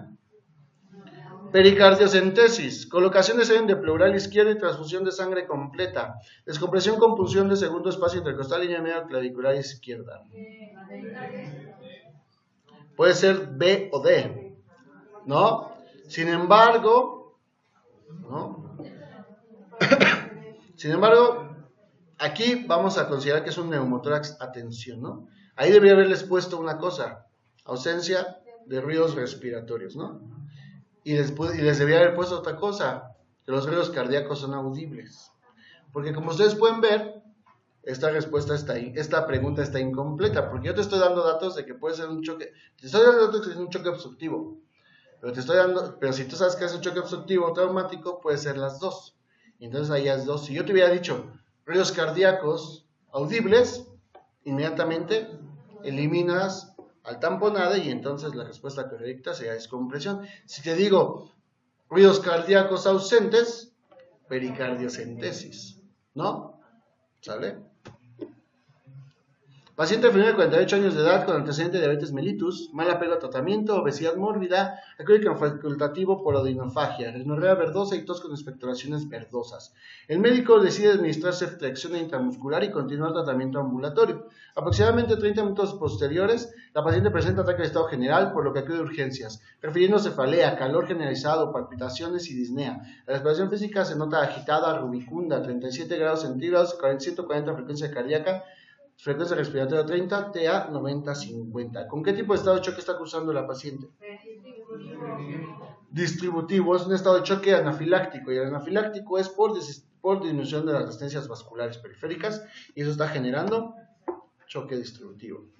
¿Cuáles son las primeras medidas de manejo en esta paciente? Algo importante, además de que ya identificas de qué tipo de estado de choque, tienes que identificar la etiología y tratar directamente la etiología mientras apoyas a todos los demás sistemas. Considero manejo avanzado de la vía aérea, obtengo acceso IV, administro solución Hartmann 1000 para infusión rápida. Coloco oxígeno, obtengo un acceso venoso central, administro solución fisiológica 15 a 30. Obtengo acceso IV, administro solución cristaloide 20 a 40 mililitros hora, consigo uso de coloides y colocación de oxígeno. Coloco oxígeno, obtengo acceso IV, administro solución fisiológica 10 a 20 mililitros. Ay, esa puse más difícil, ¿verdad? Bueno, se considera que para expandir el espacio intravascular independientemente del estado de choque puedes usar soluciones cristaloides, y en teoría es la solución con la que debemos iniciar. Hay quienes dicen que no importa si inicias con coloides o con cristaloides, no importa, realmente no hay ningún estudio que nos diga cuál es mejor, pero se sugiere que la primera solución porque es barata, porque la tenemos en todos lados, porque es más rápido de infundir, porque tiene menos efectos secundarios comparado con coloides, se considera el uso de cristaloides, ¿no? Tu paciente está hipotensa, ¿no? Ya dijimos que ante la hipotensión arterial, ¿sí? ¿Qué tensión arterial media tiene nuestro paciente? ¿Cuál es la fórmula para la tensión arterial media, se acuerdan? 2 veces la diastólica más la sistólica entre 3. Tiene 63 de TAM, está disminuida, ¿verdad? Eso es hipotensión, hay hipoperfusión tisular. Necesito expandir el espacio intravascular para mejorar la TA, y ya dijimos que usamos bolitos, pero generalmente estos bolos, ya sea de 200 a 500 mililitros para 5 o 10 minutos, o bien puedes iniciar soluciones cristaloides de 10 a 20 mililitros por hora, ¿sale? 15 a 30 mililitros hora es muy alto, 20 a 40 también es muy alto, 10 a 20 mililitros es lo adecuado. Aquí la clave la clave de la respuesta es la cantidad de mililitros que se administran por hora, de 10 a 20 mililitros, hay quien dice 15 a 20 mililitros, promedio 20 mililitros para la primera hora. Si tu paciente pesa 70 kilos, le tocarán aproximadamente 1500 mililitros, 1400 mililitros o 1000 mililitros para una hora, ¿sí? Usted administra líquidos cristaloides, pero la paciente presenta coloración marmórea generalizada. Pese a la administración de oxígeno, satura al 80%, frecuencia respiratoria 40, TA 160, mejoró la frecuencia cardíaca. ¿Cuál es el tratamiento de elección? Adrenalina. Adrenalina, ¿estamos de acuerdo? No hay otra cosa mejor para el choque anafiláctico que adrenalina. Obviamente es intramuscular, ¿eh? No es IV, es intramuscular, ¿ok? Ahora bien, acá los coloides. Imagínense ponerle un caloide a una paciente que ya tiene una respuesta anafiláctica.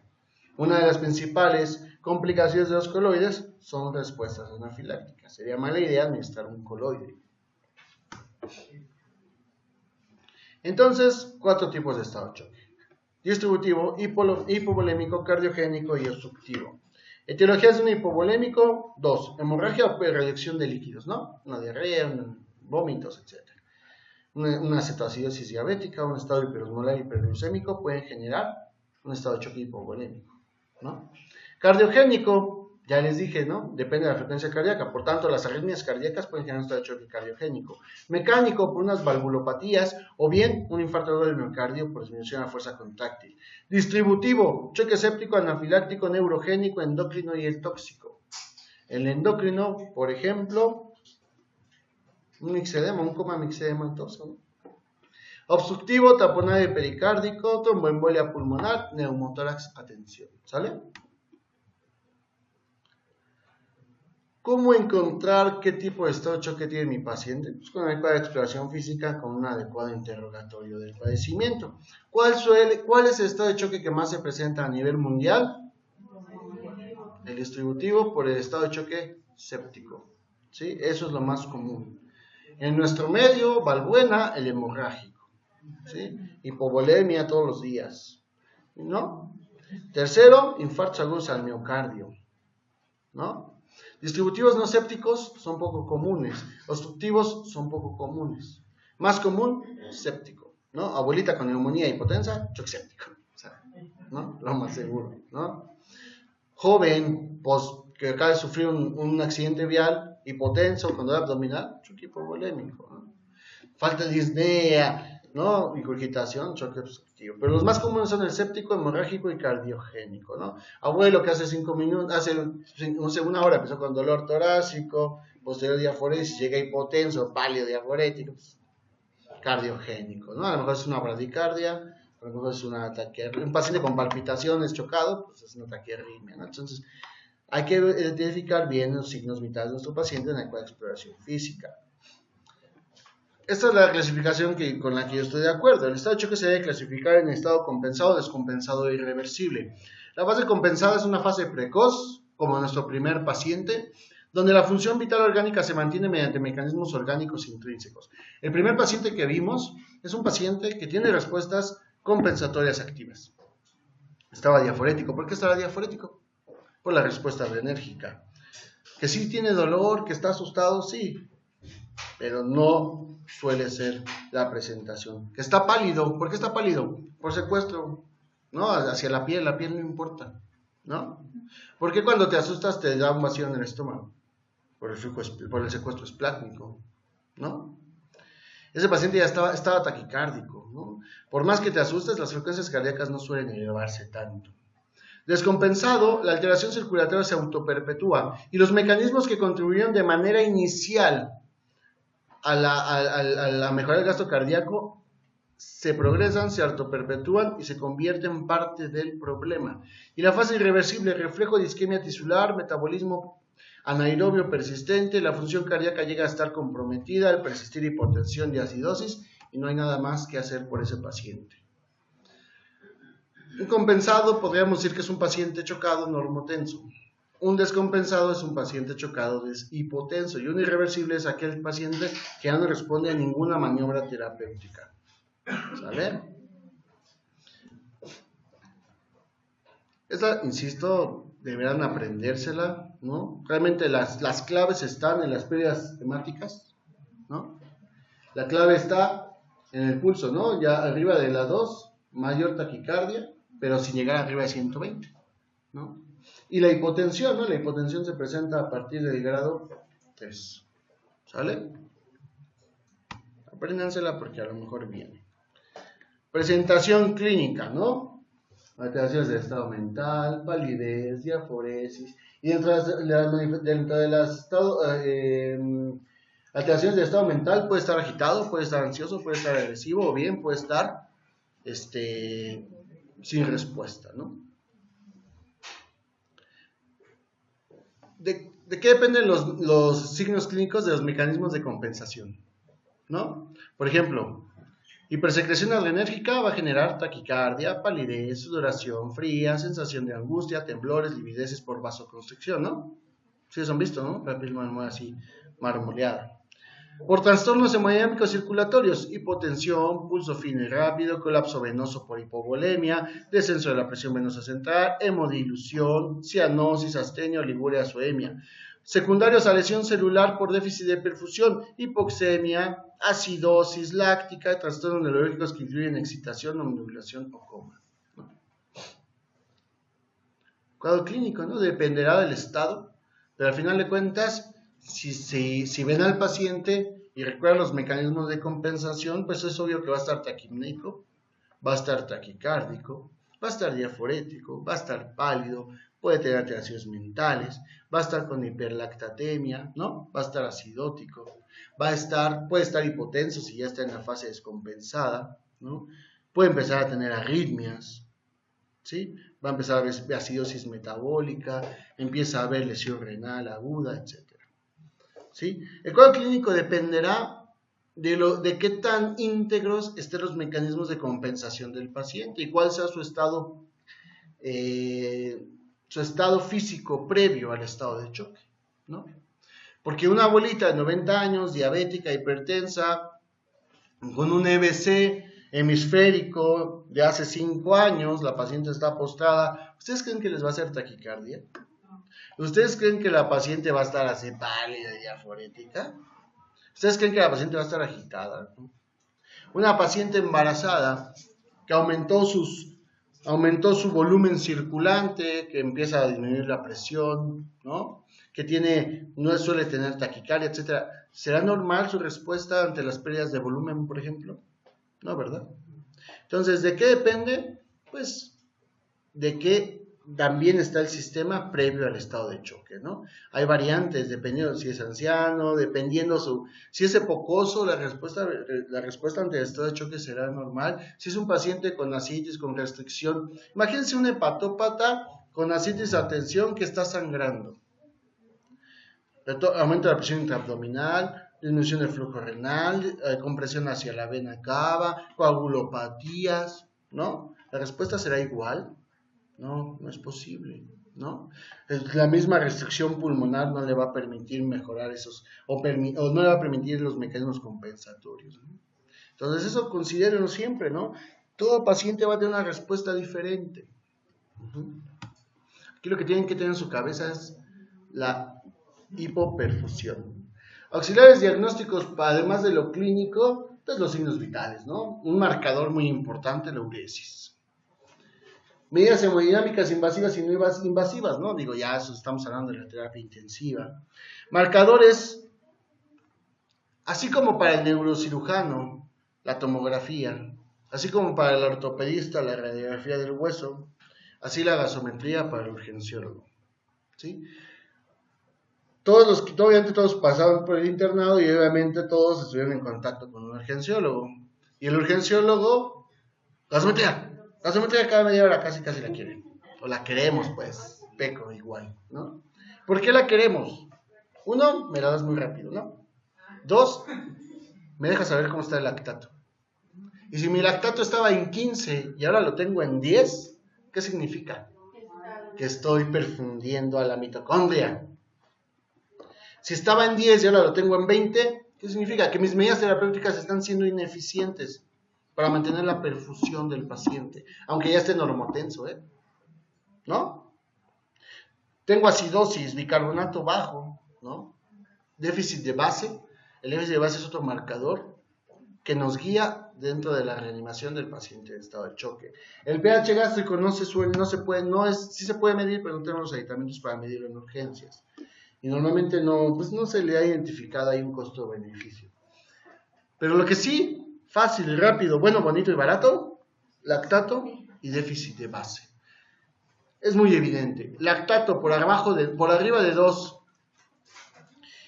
Bueno, lactato alto y lo reduces por debajo de 2 dentro de las primeras 24 horas, la sobrevida del paciente es el 100%. Si tu lactato permanece por arriba de 2 por más de 24 horas y lo logras reducir entre 24 a 48 horas, sobrevida 78%. Pero si tu paciente está más de 48 horas con lactato arriba de 2, la sobrevida no suele ser mayor a 14%. ¿Sí? Entonces, un marcador importante de nuestra reanimación es el lactato, igual que el déficit de base. ¿Sale? La saturación venosa de oxígeno también se puede medir mediante un catéter de Swan-Ganz. La medida refleja la extracción sistémica de oxígeno, es decir, qué tanto se le debe de oxígeno a los lechos císticos, la deuda de oxígeno. Se dice que lo normal es que sea mayor al 70%. Ajá. Si tú tienes una saturación venosa de oxígeno central, obviamente, está arriba del 70%, a veces incluso se considera que la que sacamos del catéter venoso central puede ser útil, es casi igual, no es igual que la que sacamos del catéter Swan-Ganz, pero es parecida. Entonces, si está arriba del 70%, significa que la célula está extrayendo lo que necesita de oxígeno, no más. ¿Sí? Pero si tenemos 70-50, es decir, la célula está extrayendo más oxígeno de lo que normalmente se extrae. Es decir, hay una deuda de oxígeno y esas células están obteniendo más.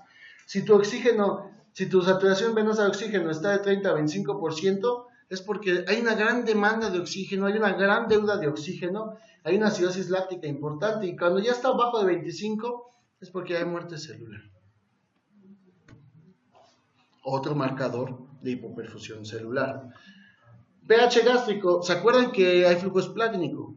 Y uno de los primeros órganos en afectarse, el pH en afectarse de los órganos es el intestino y el estómago. Por eso se dice que sería bueno medir el pH gástrico, ¿no? Se le pone una sonda gástrica, aquí se genera un cambio de dióxido de carbono y esto se mete al gasómetro y medimos el pH. Pues se usa para medir la perfusión del lecho esplácnico. Esta mucosa es la región que sufre de presión de flujo debido a los mecanismos compensadores y asimismo es la última región en restablecer su flujo normal después de la reanimación. Se debe estar arriba de 7.32, ¿sí? Si tu pH gástrico está por debajo de 7.32 es porque hay disminución de flujo esplácnico y significa que tu paciente tiene hipoperfusión. Pero si tu flujo esplácnico ya está, si tu pH ya volvió a lo normal, está restablecido y su pH ya está bien, significa que ya lo hiciste. O sea, el último lecho que se iba a perfundir, ya está perfundido, ¿no? Costo-beneficio, pues no bien comprobado, ¿no? ¿Qué sí tiene costo-beneficio? Lactato y déficit de base. Masculino de 67 años de edad, acude a urgencias con dolor torácico, 3 horas de evolución.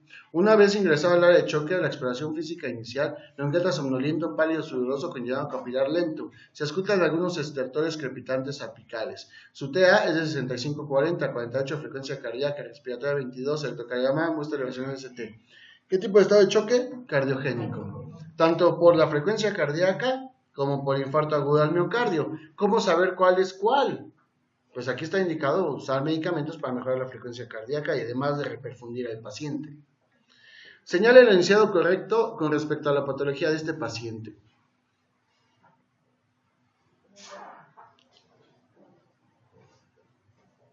¿Alguien ya tiene la respuesta? ¿El paciente cursa un estado de choque cardiogénico? Sí. ¿Manifestado por gasto cardíaco bajo? Sí. ¿Presión venosa capilar disminuida? Sí. ¿Tiene edema pulmonar agudo mi paciente? ¿Tiene estertores crepitantes apicales? ¿Resistencias vasculares periféricas normales? Se eleva, ¿no? Como mecanismo de compensación, por eso no, esa no. ¿El paciente cursa con estado de choque cardiogénico manifestado por gasto cardíaco aumentado? Ya no. ¿El paciente cursa con estado de choque cardiogénico manifestado por gasto cardíaco bajo? Sí. ¿Presión venosa capilar aumentada? Sí. ¿Resistencia vascular periférica aumentada? Ya, es esa, ¿no? Aquí seguimos leyendo. Ante el inminente estado del paciente, su indicación a seguir. ¿Cuál es la respuesta más correcta de acuerdo a la evidencia? ¿Cuál sería su indicación a seguir? Administrar soluciones cristaloides, coloides, sangre total o precipitados.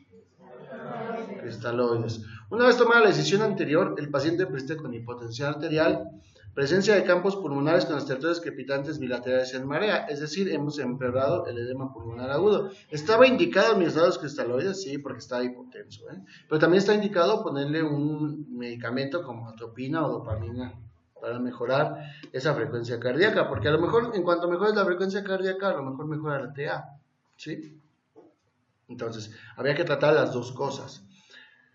Empieza con estertores bilaterales en marea, frecuencia respiratoria de 40, saturando 60%, frecuencia cardíaca 50. ¿Cuáles son las conductas a seguir en orden lógico y de importancia? Manejo avanzado de la vía aérea. ¿Alguien lo intubaría? ¿No? ¿Administrarían dobutamina?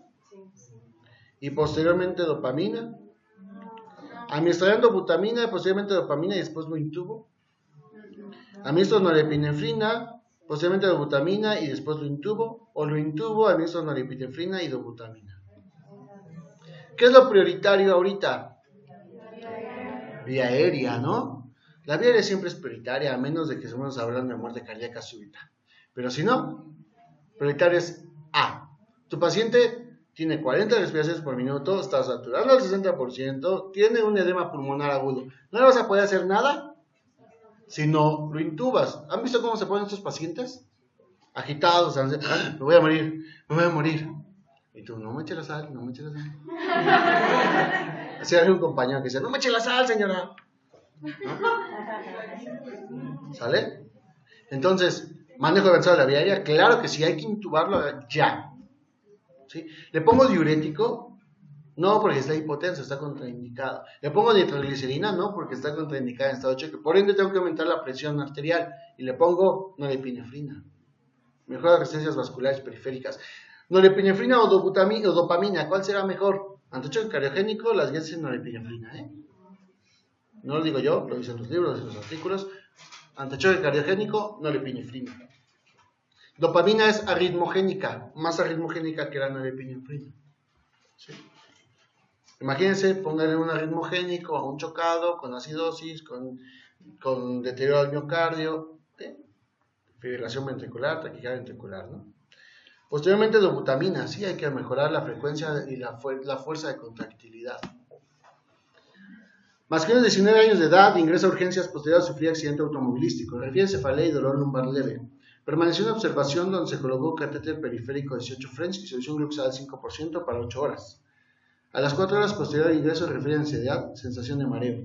A la frecuencia cardíaca, a la exploración física se observa palidez de tegmentos, diafrénico, tórax y datos patológicos, abdomen doloroso con brillos peristálticos disminuidos, signos vitales con TA 170, frecuencia cardíaca 105, respiratoria 32.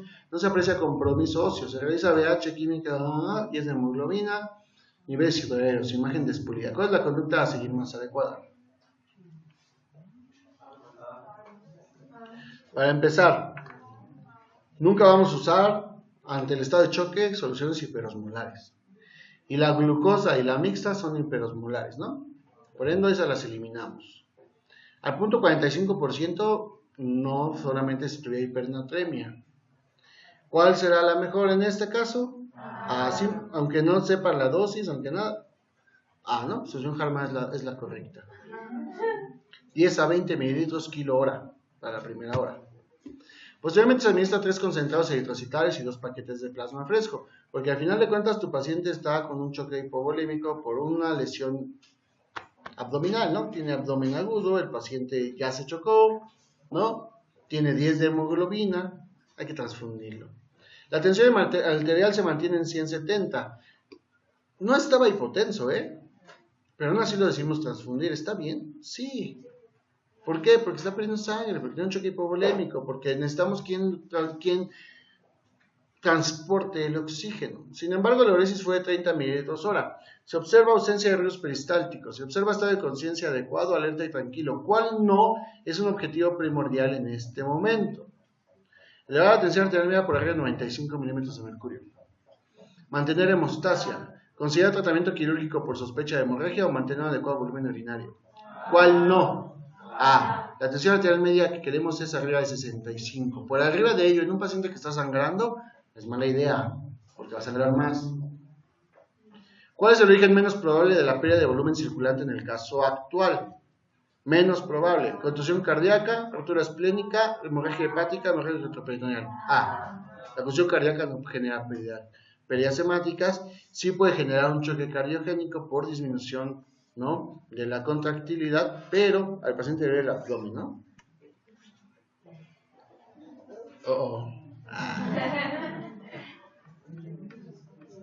A la mitad, sábado por la noche, ¿no? Llaman, veo paciente, ¿no? Ve paciente en el hospital, ¿no? ¿Quién sabe qué dice? Que le duele la espalda, algo así. Encuentra al paciente despierto. ¿Qué es esto? X, no se preocupe. Está hablando, ¿no? Y su vía aérea se ve bien, ¿no? Periodos respiratorios se oyen igual de los dos lados, ¿no? Signos vitales 140 latidos por minuto, 80-50, respiratoria de 20, temperatura en 36.1, saturada al 100%. Pulsos periféricos palpables, ¿quién sabe? Y hay sangre, pero es mínima, ¿no? Sí, o sea, lo que quiero es que no se claven cuando vean estos casos clínicos. Diríjense a lo que necesitan ver, ¿eh? No se claven con que no se inclinan. Lo que quiero entender es eso, o sea, tranquilos, ¿sí?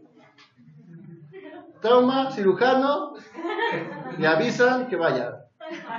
Fast, ¿qué es fast? Focus, abdomen, no, bueno, sí. Fast es rápido, pero hablando del caso de este paciente, ¿sí? Estaba manejando, ¿no? Y chocó.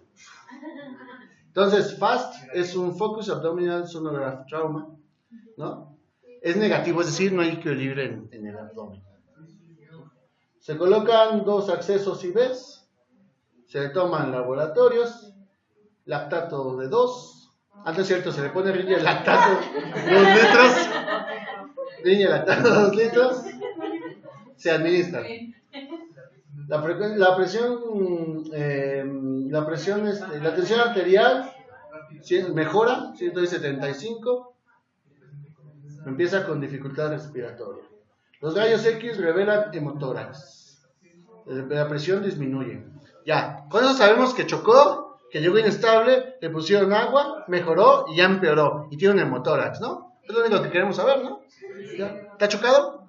Sí. ¿Está inestable? Sí. ¿Es hipovolemia? Sí. ¿Es traumático? Sí. Ya. ¿No? Dentro de estas medidas, ¿sí? Se incluyen dentro de la resucitación de un paciente con un choque. ¿Cuál no? Hipotensión permisiva. Sí, porque sí, fíjense, tiene un hemotórax, tiene un sangrado, ya les dije que hay que tomar en cuenta la hipotensión permisiva. Resucitación agresiva de cristaloides, ¿no? ¿Verdad? Considerar la transfusión. Controlar la hipotermia. ¿Cuál no? No ser agresivos con los cristaloides. ¿Ya ven? No hay miedo, no hay temor. La resucitación, dicen retardada con hipotensión, una hipotensión permisiva, está contraindicada en cuál de los siguientes pacientes: trauma penetrante de tórax, trauma de abdomen, trauma cerrado de abdomen o trauma contuso, trauma cráneoencefálico o en los pacientes adultos. Trauma cráneoencefálico, el único motivo en el cual no puedes considerar la hipotensión permisiva es una lesión intracraneal. Porque las lesiones intracraneales disminuyen la presión de perfusión cerebral y la presión de perfusión cerebral depende de la tensión arterial. Y para que haya una adecuada presión de perfusión cerebral necesitas una tensión arterial media por arriba de 80 o 90. Por ende, vas a tener un paciente vivo, pero con mayor lesión neurológica. Entonces, no. La hipotensión permisiva está contraindicada en pacientes con sospecha o lesión intracraneal. De ahí en fuera, todos los demás pacientes que están sangrando, hay que considerarla. ¿Saben? ¿Cuáles de las siguientes oraciones, ¿no? Puede incrementar o ha mostrado incrementa la mortalidad? ¿No? Digo que disminuye, ¿no? Que disminuye o que impacta sobre la mortalidad en pacientes con choques o con hemorragias activas. ¿Cuál de las siguientes ha demostrado que impactar, o cuáles medidas ha demostrado impactar sobre la mortalidad del paciente hemorrágico? Solución salina de Stagg, hipertónica, ácido tranexámico, ringe lactato, vasopresina. Ácido tranexámico. El ácido tranexámico, nivel de evidencia 1A para las hemorragias, ¿sí? Fármaco que no tenemos en México, pero que disminuye la hemorragia. Tratamiento, fácil, ¿no? A, B, C, D, E. No pueden olvidar el tratamiento de A, B, C, D, E. ¿El paciente no respira bien? Intúbalo, ponle oxígeno si es necesario. Que no ventila, tiene un hemotórax de tensión, descomprímelo. Que tiene un hemotórax, ponle en la zona endopleural, ¿no? Que tiene una hemorragia, deténla. Considera hipotensión permisiva. Pone 2 catéteres, inicia con cristaloides, colores, pero si está perdiendo sangre, morle sangre, ¿no? Si ya le pusiste sangre, cristaloides, o tu paciente está chocado por un choque cardiogénico, está infartado, no le puedes poner grandes volúmenes, ponle norepinefrina, ¿no? Déficit neurológico, evalúa tu déficit neurológico y expone al paciente y evita la hipotermia, ¿no? Ya, no estás nada más. La medicina, yo siempre insisto y voy a insistir todo el tiempo, es lógica, ¿no? Está sangrando, se tiene el sangrado, ¿no? ¿Perdió sangre? Pues ponle sangre. ¿Le falta oxígeno? Ponle oxígeno. Las resistencias de las cuales periféricas están disminuidas, auméntaselas, ponle nore. La fuerza de contractilidad está disminuida, ponle dobutamina, ¿no? Ponle Fusimendam, más nore, no sé, ¿no? Un periodo de choque con hipotensión, es decir, una presión arterial sistólica por debajo de 90 o una presión arterial media por debajo de 65, que dura más de 30 minutos, conlleva una mortalidad inaceptablemente alta. Hay que tratar la causa desencadenante, ¿sí? Si tu paciente tiene una herida por proyectil de arma de fuego en abdomen, tiene que pasar al quirófano, ¿no? Si no le haces la resección intestinal, por lo menos a una cirugía para empaquetarlo, ¿no? Por lo menos, ¿sí? De control de daño se llaman los cirujanos, ¿no? Si tu paciente tiene infarto agudo de miocardio, tienes que forzosamente reperfundirlo si es que está indicado. Todo paciente con choque cardiogénico secundario a un Zika sin o con elevación de ST requiere reperfusión. Si tu paciente tiene un taponaje cardíaco, pásale una ventana pericárdica o ya en última opción hazle una pericardiocentesis. Si tu paciente tiene un estado de choque anafiláctico, ponle epinefrina intramuscular o subcutánea. Si tu paciente tiene una bradicardia sinusal, ponle atropina o dopamina. Si tu paciente tiene una taquicardia ventricular inestable, con pulso, cardioversión eléctrica, ¿no? Chicharrín, 150, ¿no? Joules, ¿sí? Entonces, tienes que tratar la causa, eso es evidente. La terapéutica fundamental debe estar destinada a aumentar o suplir los mecanismos de compensación en la medida de lo posible durante la fase de resucitación. Choque séptico, deshidratación, extravasación a tercer espacio, vasodilatación. ¿Qué le hago? Volumen, norepinefrina, ¿no? Vasopresina si es necesario. Trato la causa. ¿Cómo trato la causa? Antibiótico en la primera hora, ¿no? Volumen, ya, ¿sí? Recuperar la presión arterial a un nivel compatible con una perfusión adecuada para todos los órganos, es decir, una PAM arriba de 65. ¿Cómo podemos lograrlo? El primer objetivo, expansión del volumen intravascular. El objetivo es promover una restauración pronta y adecuada de las presiones de llenado cardíaco a valores óptimos. Es decir, mejorar la precarga, ¿no? Porque al final de cuentas, la precarga es parte del gasto cardíaco.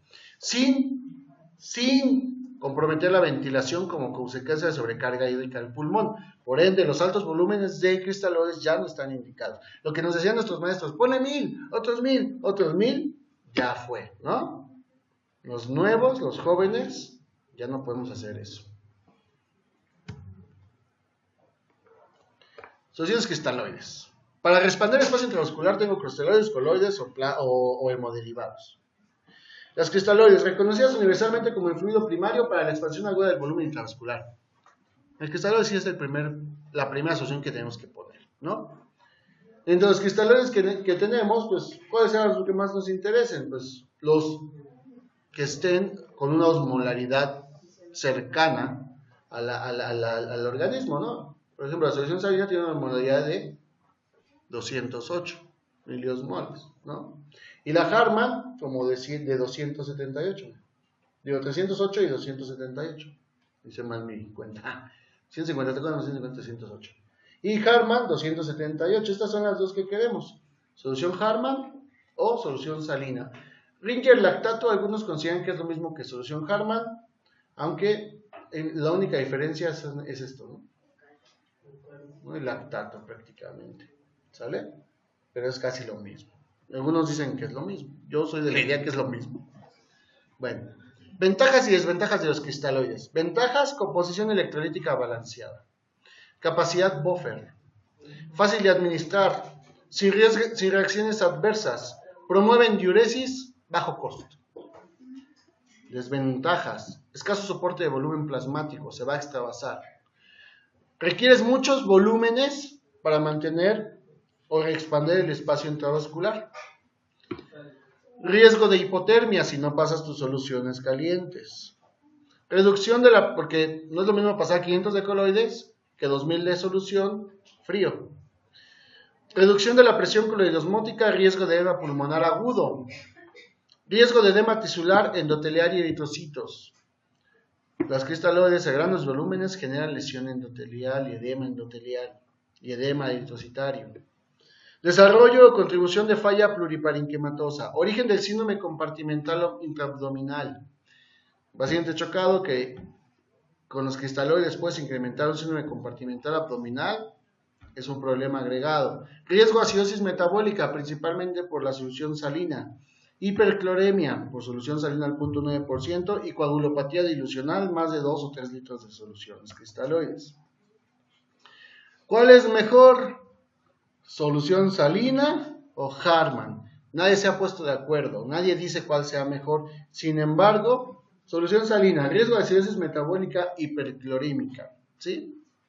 También tiene mayor riesgo de reacciones inflamatorias. Comparada con el Harman, que contiene lactato, que es un precursor de formación de bicarbonato. Contiene calcio y otros electrolitos que pueden desempeñar un rol significativo en la preservación de la coagulación, como el calcio. Contiene niveles fisiológicos de cloro y tiene una menor disfunción inflamatoria inmunitaria. ¿Cuál prefieren? ¿No? Coloides o coloidales. Partículas oncóticamente activas tienen una mayor duración de acción comparada con los cristaloides. Necesitas menos volumen para expandir el mismo espacio intravascular comparado con los cristaloides, marcar la reducción de volumen necesario, ¿no? Tenemos varios, ¿no? Varios coloides que podemos usar. Hay varias generaciones de coloides, pero básicamente se dividen en 4. La albúmina está considerada un coloide. Es de las mejores, pero ¿qué creen? Dentro de todos los coloides, es el que tiene mayores reacciones anafilácticas. Gelatinas, dextranes, hidroxietilalmidones. De estos, los más nuevos son los hidroxietilalmidones. Las gelatinas, ¿sí? Solo retienen el 20% en espacio intravascular.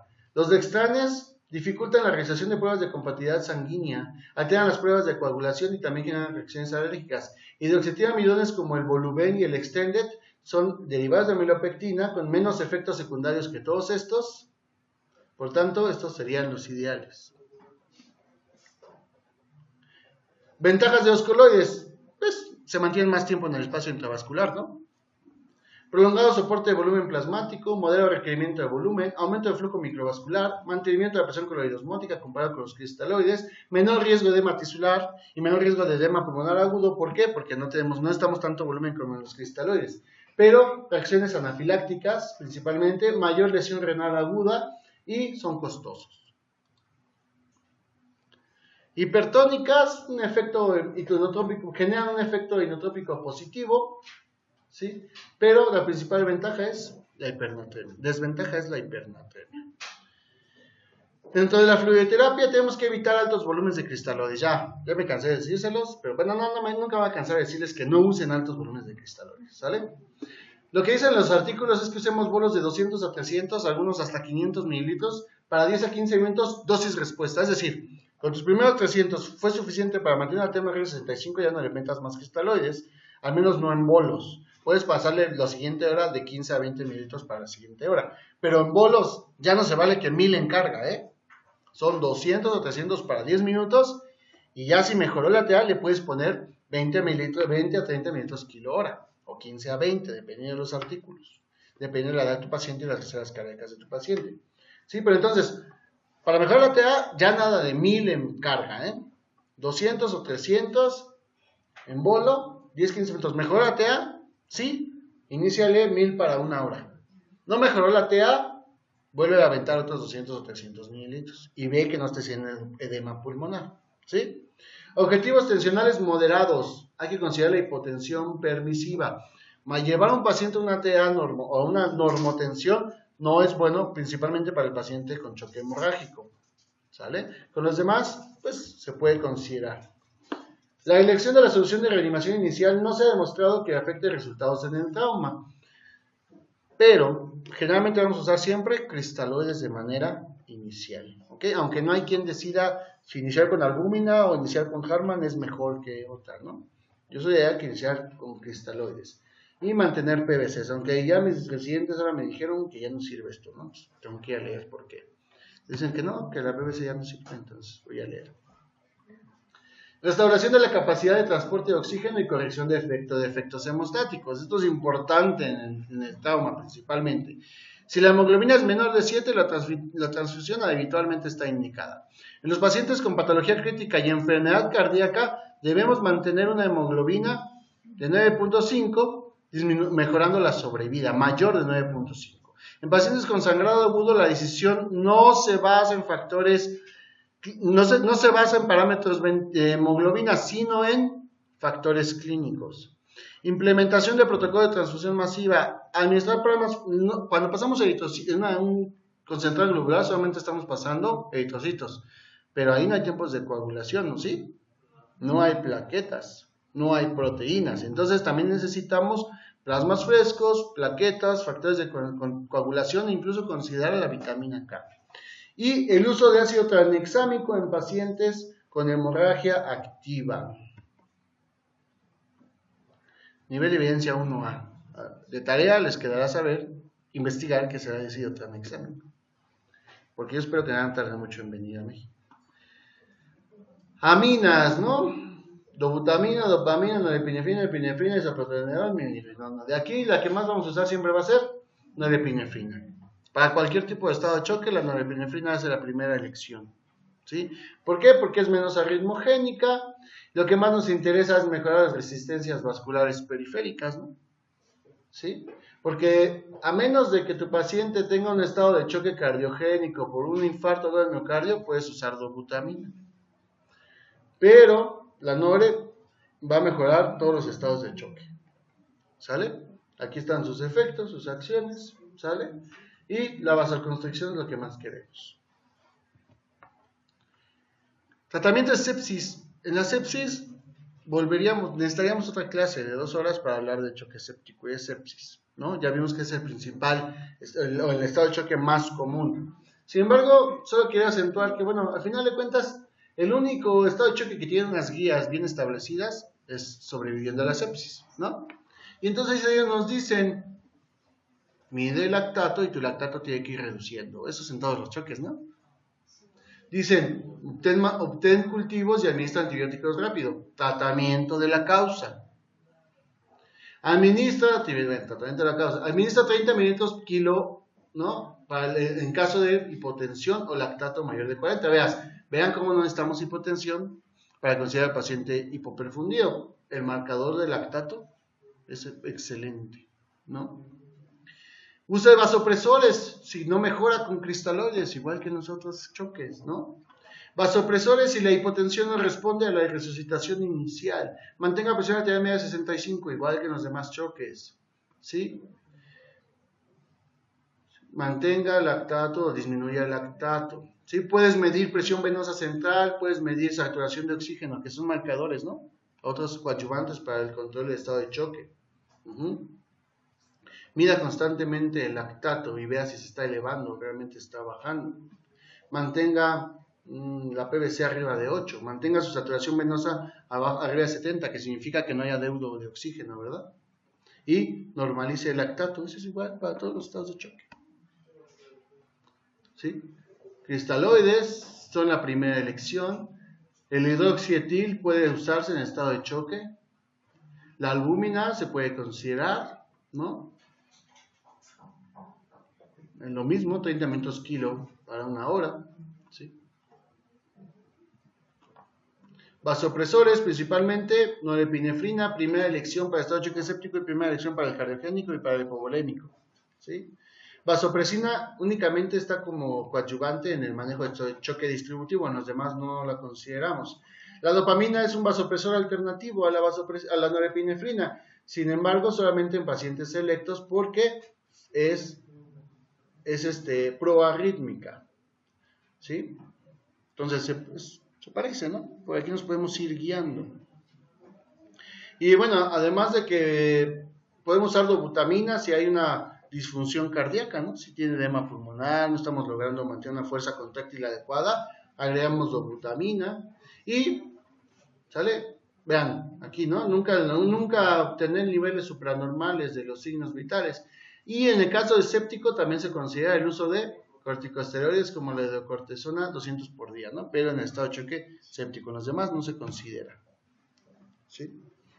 70 años de edad, insuficiencia hepática se parece a nuestro anterior, 95-60, respiratoria 25, ictérico 11 puntos. ¿Qué tipo de estado de choque presenta el paciente? Presentó hematemesis en 2 ocasiones, hipovolémico, ¿no? Está compensado, descompensado, no importa porque lo demás, ¿no? Compensado. ¿En qué clase estaba? No está tan... 2, claro, 2. ¿Cuál de las siguientes terapéuticas se considera deleteria en la atención de este paciente? Solución salina 1000 para 10 minutos, ácido tranexámico, transfusión de hemorroides en brevedad posible, oxigenoterapia, puntas nasales. ¿Cuál es deleteria? Es deleteria, ¿sí? Paciente de 65 años de edad, acude a urgencias por dolor abdominal moderado de 4 días de evolución, por lo que se automedicó desde el inicio AINES con poca mejoría. Lo refiere un día, presentó fiebre, evacuación diarreica, por lo que se automedicó ciprofloxacino. A su ingreso 95, respiratoria 24, temperatura 38.5, TA 160. La paciente permanece en las urgencias porque refiere dolor abdominal. Aumenta de intensidad hasta volverse incapacitante. Los familiares necesitan ver al médico ya que notan que la paciente está sudorosa, pálida y confusa. ¿Cuál es el diagnóstico más probable?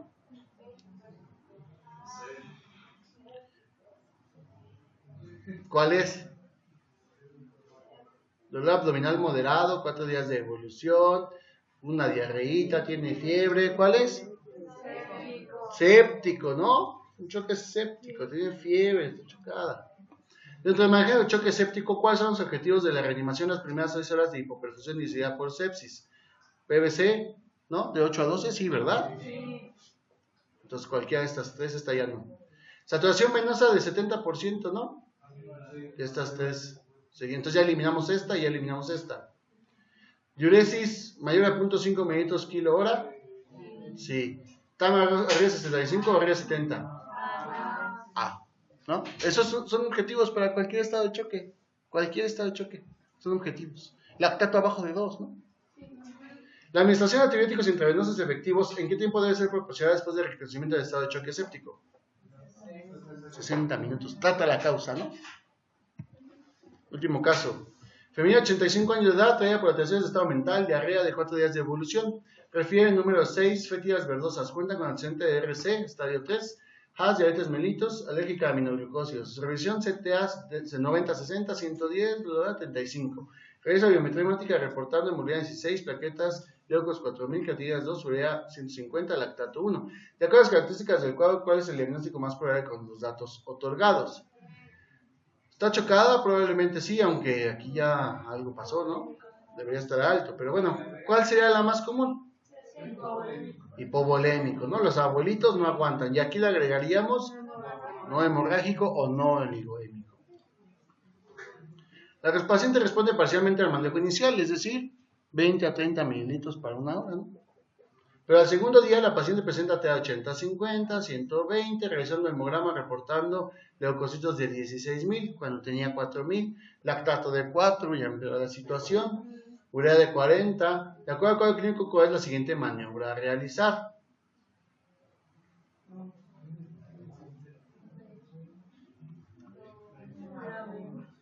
¿Qué le ponemos? Más cristaloides, ¿no? Por ahorita. Si no responden a cristaloides, usamos Nore. Elevación pasiva de las piernas, pues no, ¿verdad? Dobutamina no. Puede ser cualquiera de estas dos, pero siempre hay que considerar, ¿no? Con la maniobra administrada, su paciente presenta elevación de 90 a 40, frecuencia cardíaca 100, el lactato empieza a disminuir. ¿Qué debe realizar? Ahora sí, ¿no? Norepinefrina, ajustar dosis a TAM 65. ¿Sí, no? Bueno, ¿preguntas del estado de choque? No, bueno, uno de mis objetivos con este estado de choque es que la mente se abra, ¿no? Y que veas que el estado de choque sí es sí necesitamos reprofundir a la mitocondria. Y que el lactato, que tú estás viendo en la gasometría, te está traduciendo un sistema anaerobio, un estado de hipoperfusión. ¿Sale? ¿Preguntas de estado de choque? Está fácil, ¿no? Digo, no va a haber dudas de esto. ¿Sale? Bueno, pues gracias, nos vemos el próximo sábado, que tengan un bonito día. Gracias.